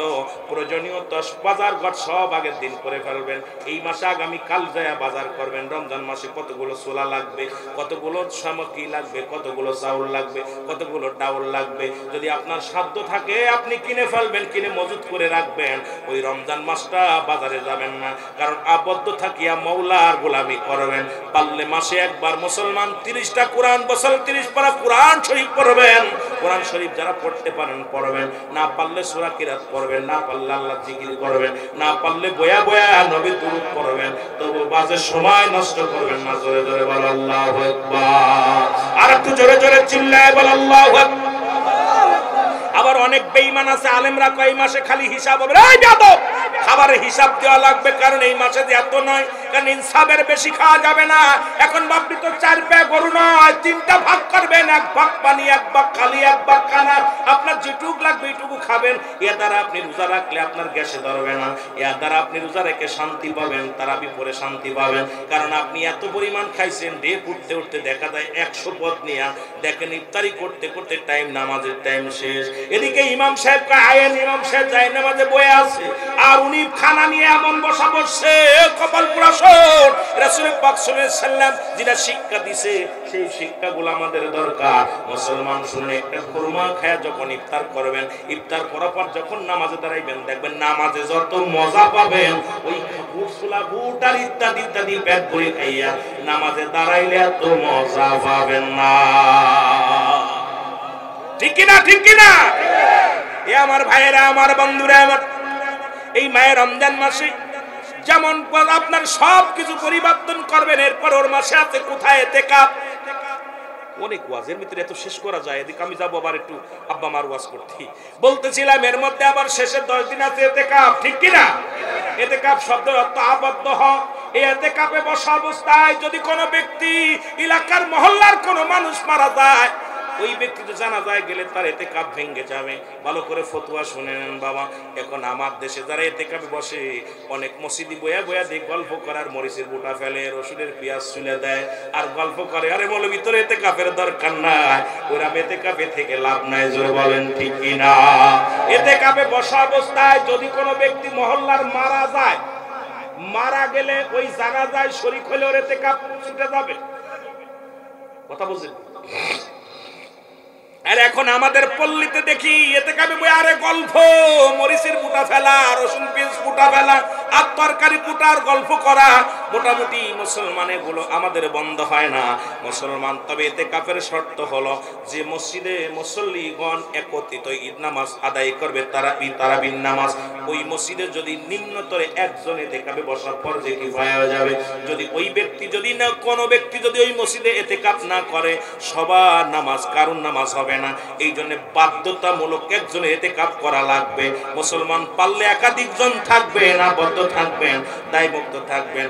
ওই ইতিকাফে বসা অবস্থায় মওলার জিকির আর নামাজ, কোরআন তেলাওয়াত ইত্যাদি ইত্যাদি নিয়ে ব্যস্ত থাকবেন। একবার ওই 10টা দিন ইতিকাফে থেকে দেখেন, আপনার পরিবর্তন হয়ে যেতে পারে আপনার জীবন চরিত্র। একটু মসজিদে সময় কাটান, দেখবেন আপনার পরিবর্তন হয়ে যেতে পারে আপনার জীবনটা। জোরে বলেন ঠিক কি না? ইতিকাফে বৈশা আমি অনেক মসজিদে দেখছি, আমার মসজিদে দেখছি, হাইরে গল্প করে বয়ে বয়ে ইতিকাফে বসা পিয়াস চলে, গল্প করে, গান কাবার কাঁপতে বসে বসে ওয়াজ শুনে। ভালো জিনিস করবেন, একা একা আবদ্ধ থাকা, মরে যাওয়া, একদম আবদ্ধ থাকবে। কথা বুঝেন? এখন আমরা গোসল করে বাজারে ঘুরে কি শুরু করছি একটা, এগুলো মাসলা মাসাইল ইমাম সাহেবের কাছে বলবেন, ইমাম সাহেবের সাথে পরামর্শ করবেন। হ্যাঁ বলবেন হুজুর আমি ইতিকাফ থাকতেছে, এগুলো করতেছে, আজকে পরামর্শ নেই। এখন পরামর্শ কেউ নেয় না। ইমাম সাহেব আর যাইছে দেয় না, দায় ঠেকছি না ওদের কাছে যাবে। ইমাম সাহেব যাইছে কইতে গেলে, আরে ভাই তোমার কাজ তুমি করো, ঠিক কিনা? বড় বিপদে আছে। এই জন্য আমার ভাইয়েরা, আমার বন্ধুরা, আমার মহাপবিত্র মায়ের রমজান মাস সামনে আগমন করতেছেন। আল্লাহ আমাদের সবাইকে যেন ওই রমজান মাসের পবিত্রতা রক্ষা করার তৌফিক দান করেন। ওই রমজান মাসের জান্নাতের দরজাগুলো খোলা থাকে, জাহান্নামের দরজাগুলো বন্ধ করে দেয় আমার আল্লাহ। আর সবচেয়ে বড় নিয়ামত 3টা ভাগ, রহমত, মাগফিরাত, নাজাত। যারা বলে রহমত, রহমত, মাগফিরাত, নাজাত। আল্লাহু আকবার বলো। এই 3টা ভাগে ভাগ করেছে। বান্দা 10 দিন তুমি রহমত ছিনিয়ে নাও। আল্লাহর কাছে, আল্লাহ তো সবচেয়ে ধনীর ধনী, আল্লাহর কাছে চাও, কিন্তু মানুষের কাছে চাও তোমার লজ্জা করে না রে মুসলমান। শুধু আল্লাহর কাছে চাইতে গেলে লজ্জা করে। তুমি রব্বে কারিমের কাছে ফরিয়াদ করো, চোখের পানি ছেড়ে ছেড়ে কান্দো, আল্লাহ আমি গুনাহগার, আমি পাপী, আমারে তুমি দয়া করো। এই জন্য রহমতের 10 দিন আপনি কানবেন, রহমত ঘুরায় গেলে। আবার মাগফিরাতের 10 দিন কানবেন, মাগফিরাতের 10 দিন যখন কান্নাকাটি করবেন, নাজাতের জন্য কানবেন। আল্লাহ এই মায়ের রমজান মাস শেষ হয়ে যায়, আল্লাহ আমাদের উপরে তুমি রহমত দান করো, দয়া করো আল্লাহ।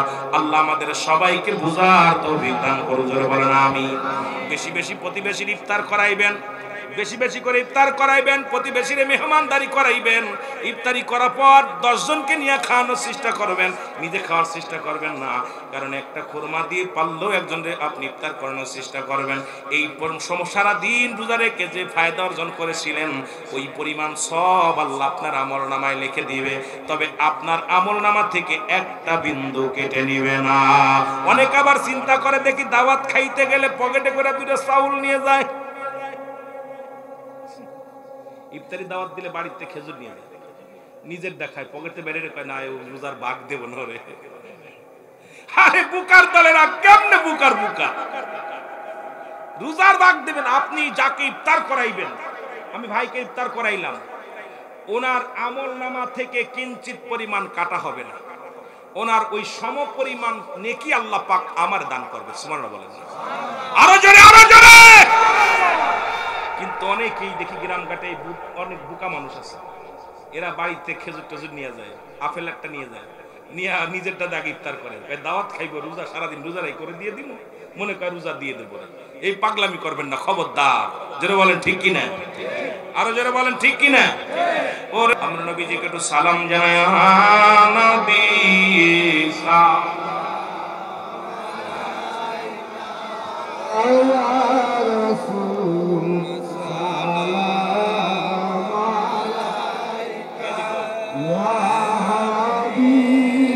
Salam